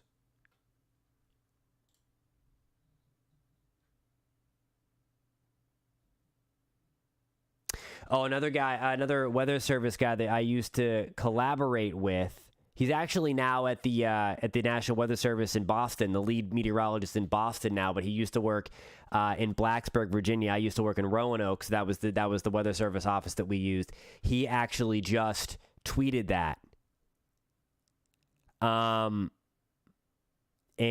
somebody replied, I don't know who this guy is, that the emergency management is on that.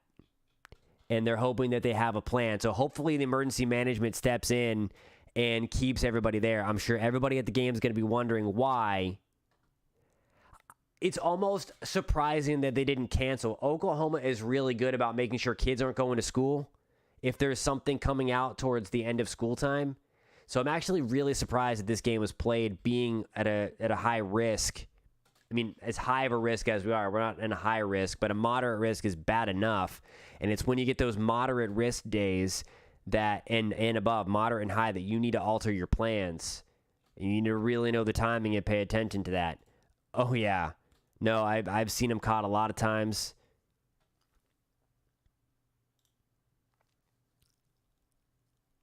It's crazy. I think every ballpark should have a meteorologist. Maybe I'm just jealous, or maybe I just want that because I could work at a baseball stadium. That'd be awesome. That'd be the dream right there. Watch baseball, track storms. That's what's up. I want to say the Twins have one. Maybe I'm making that up too.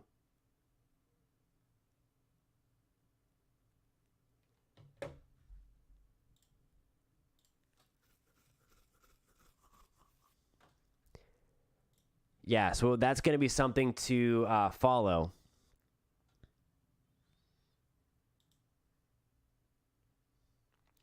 All right, so that confirmed tornado warning goes until 8:15 Central. That's 9:15 Eastern Time.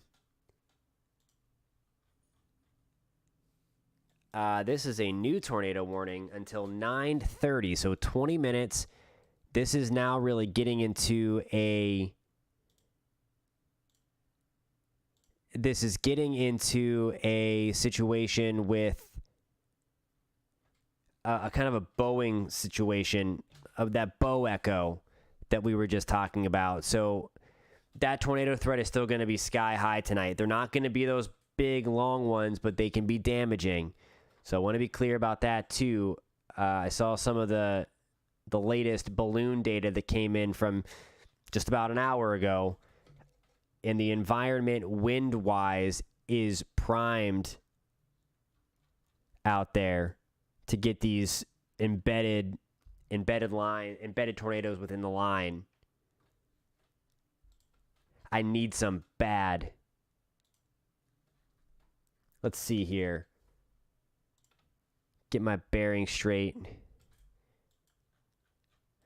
All right, so let me get this risk area off.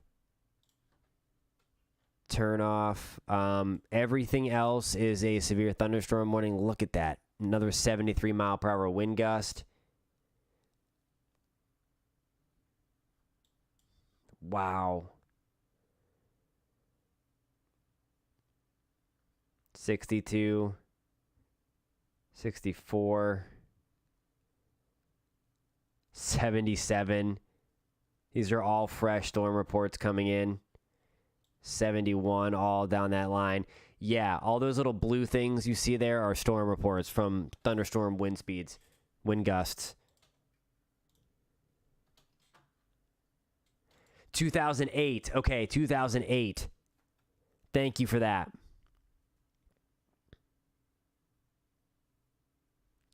That makes sense. That makes sense. No, I feel you there. Mine is too. That is correct. Yeah, that's it. I knew it was. I was thinking 2 years before something because I was at a weather conference in Atlanta in 2010. So that makes. I was thinking graduation 20. So I was thinking 2006 or 2004. It was 2008. You're 100% correct on that. Thank you, Ryan.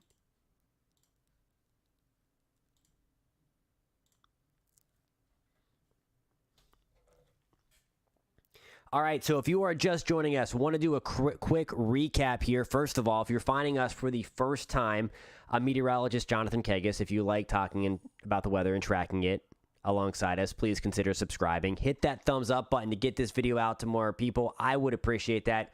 We would all appreciate that on the live stream to get this out to more people as we're tracking this very nasty line of thunderstorms.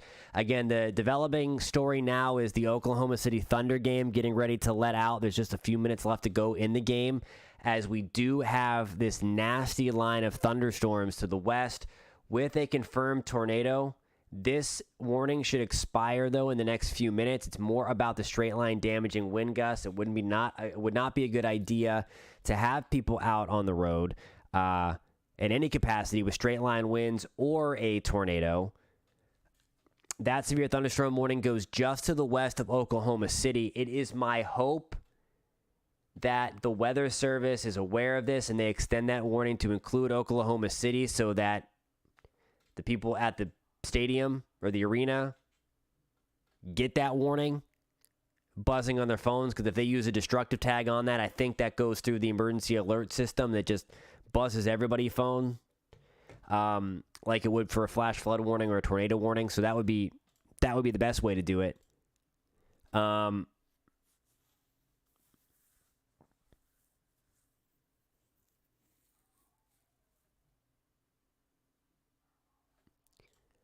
Pinewood Derby is the best.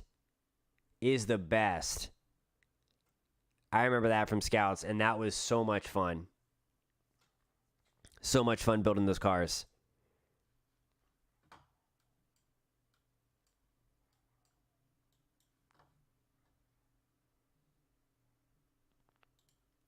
I was in Roanoke. I worked at WSLS in Roanoke, Virginia. But the weather service that we collaborated with was the Blacksburg office. National Weather Service in Blacksburg. That was where their main office that we dealt with for the warnings and such. Just perusing the Twitter sphere. Let's see here.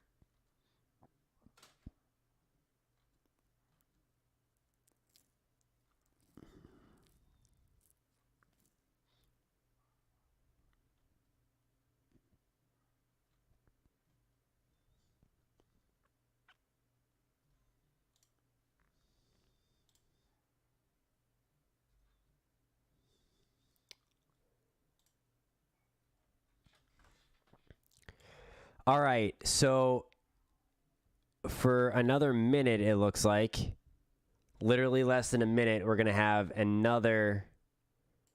that tornado warning is going to expire.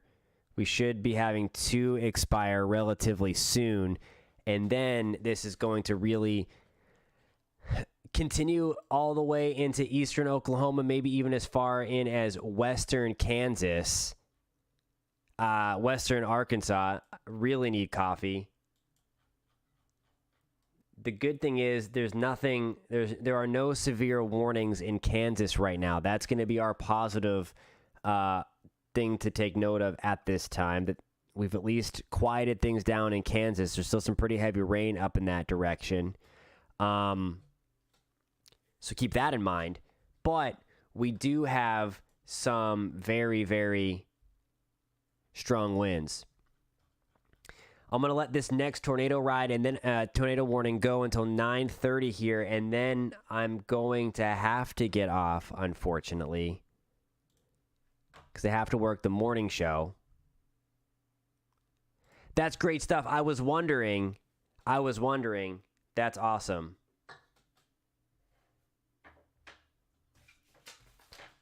Jeff Hanowich is my best friend, the chief at WSLS. Miss that guy. He's the greatest guy in the world. Great meteorologist, of course. Better person. It is. No, I loved it. I loved making those cars with my dad. It was awesome stuff.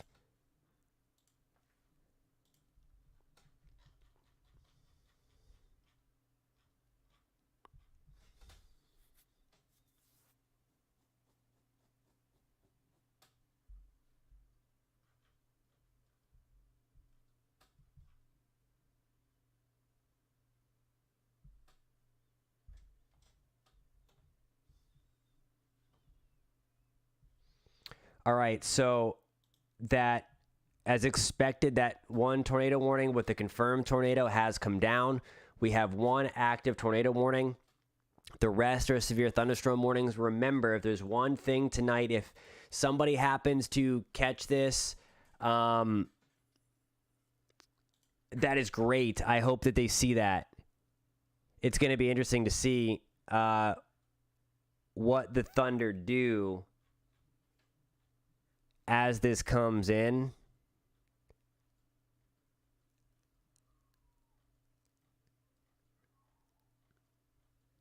I'm sure a lot of other people are going to be tweeting at them as well.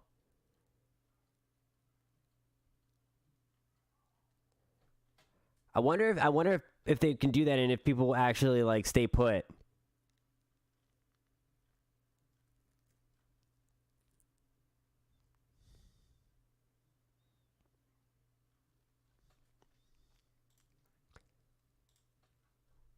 That's going to be, I mean, I hope people listen. I hope they get the word out. I hope they see it. I hope they realize it. All right, we have about 10 minutes to go on this tornado warning. I'm sure they're going to update it because there's a little bit of rotation there. Not as much as it was before. This is definitely transitioning into a very nasty straight line wind event. This little bow echo here where you see that blinking red box. That's going to be that tornado warning. I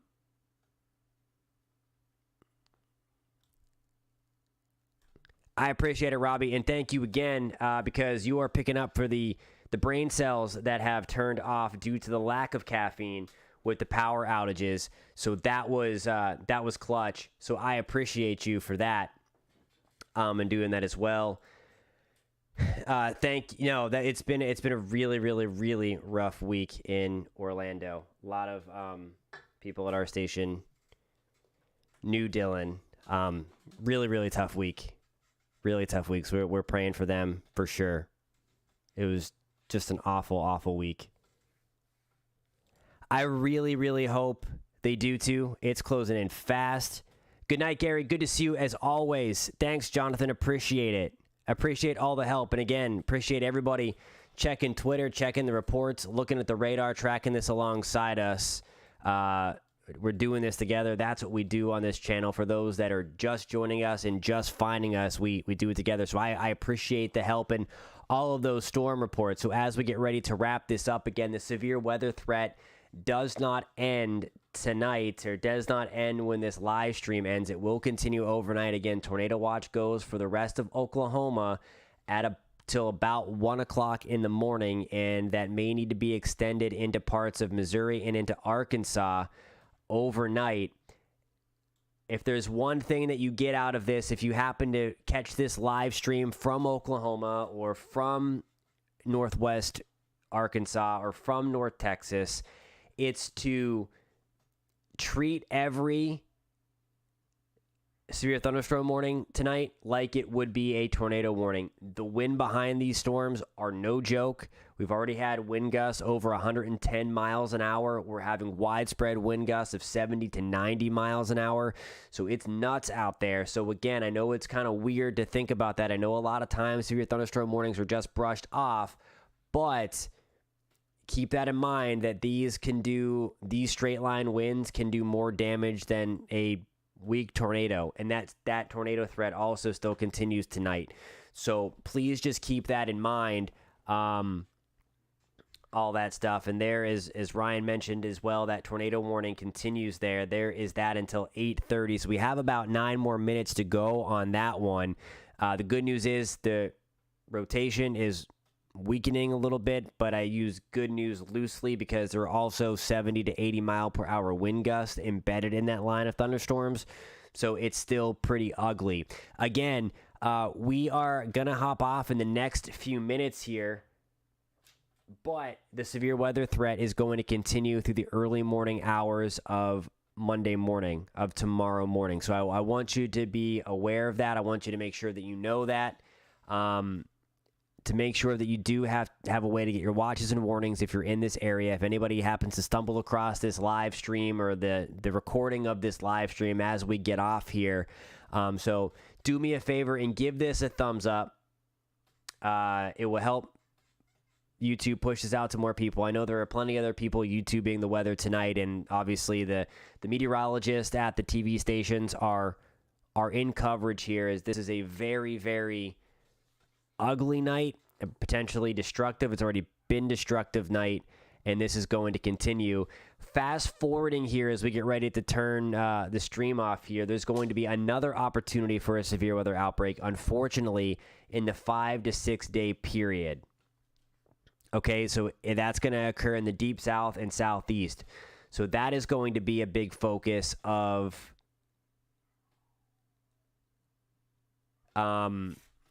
the channel going forward this week.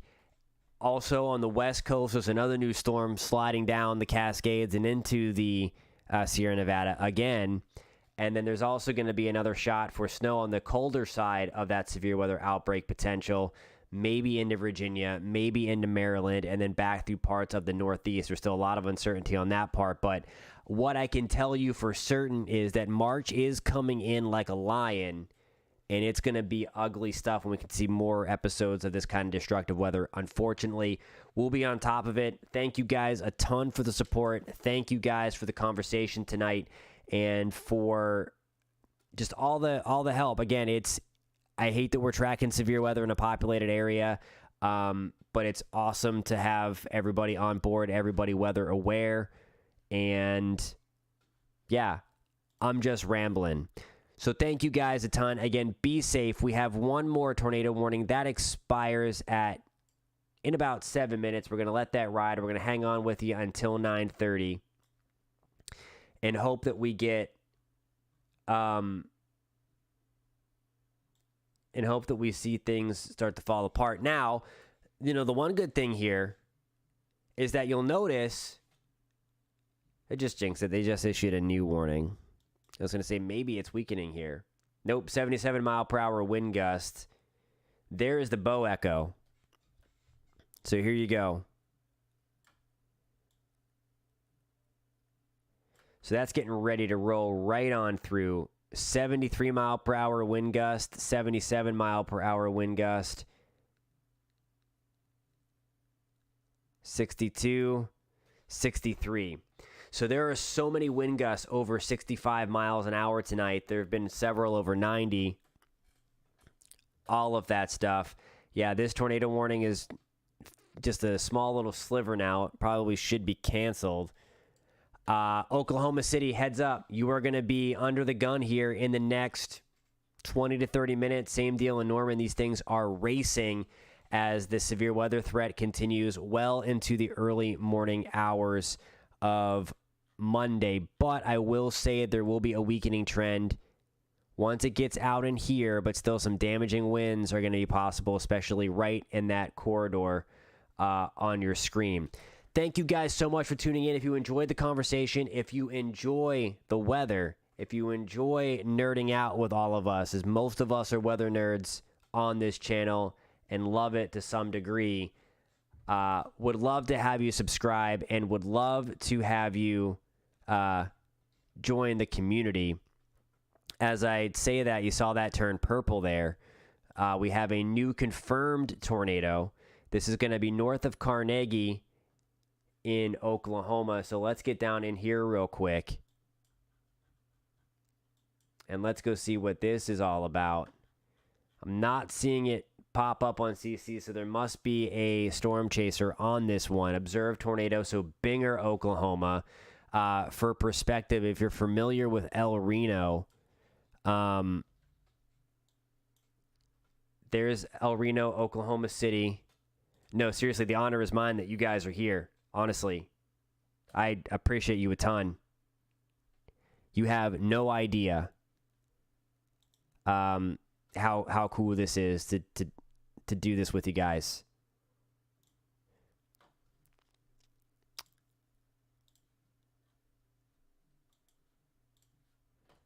All right, so let's check this out. Make sure we're on the right radar. Let's just do a little.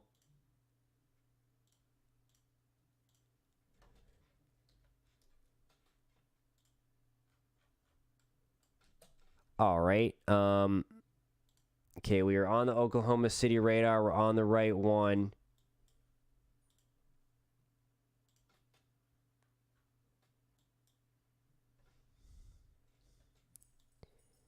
There's going to be the spin.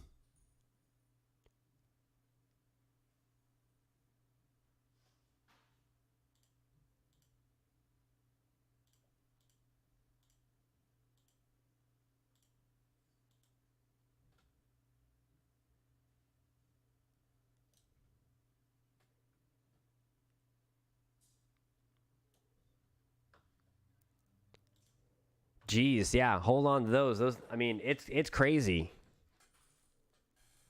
It's nuts out there. Thank you for that, Ryan. Appreciate that, my friend. All right, so I'm going to click this guy that's going to give a timeline here. All right, so heads up at Binger at 840, Lookaba, 841, Hinton, 849, Calumet, 907, Okrechie at 9:21. That's the timeline for you of arrival, of estimated arrival. Again, that is a tornado on the ground, tornado in progress there through parts of Oklahoma. This is west of Oklahoma City. It does have the potential to cross I-40, and this is, again, a great idea for people not to be leaving the Oklahoma City Thunder game, as Ali brought up.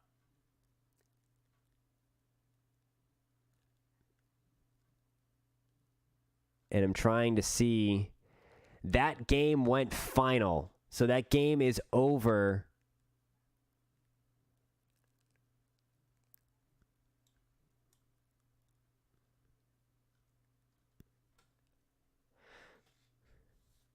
I'm just trying to see.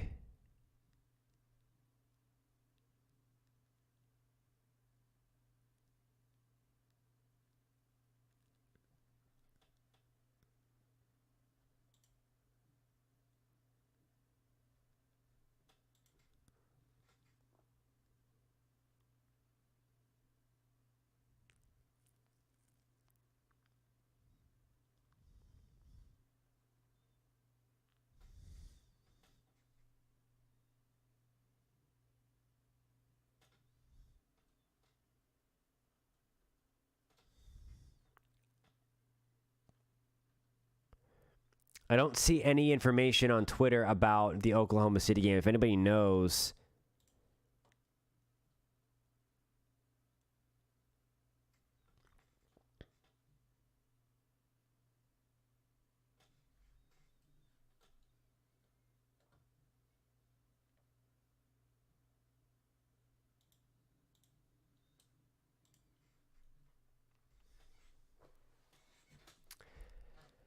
Alrighty, guys. I said goodbye like 3 times. Remember, severe weather threat continues well into this evening and into the early stages of Monday before it gradually winds down. Over the week ahead, we're going to be talking about another round of severe weather in the deep south and in the southeast corner of the United States. More snow in the west, potentially more snow in the mid-Atlantic. Well, when I say more snow, the first snow in parts of the mid-Atlantic, and then maybe more snow even for parts of the Northeast. If you enjoyed the conversation tonight, if you are interested in the weather, if you love tracking the weather, you've come to the right place. And if you want to do without the garbage and all the hype and stuff, please hit that thumbs up. Please consider subscribing. We'll catch you next time. Please stay safe, guys. Thanks again for the great conversation tonight. Thank you for the great weather tracking. I'm sorry I have to bounce before this event is over. I typically like to stay through the entirety of the event, but I have to get up super early for the actual weather job tomorrow morning. So thanks, guys, for tuning in. Thanks for sticking with me. Have a great night once again. I need sleep or coffee or both. Take it easy, guys. Be safe.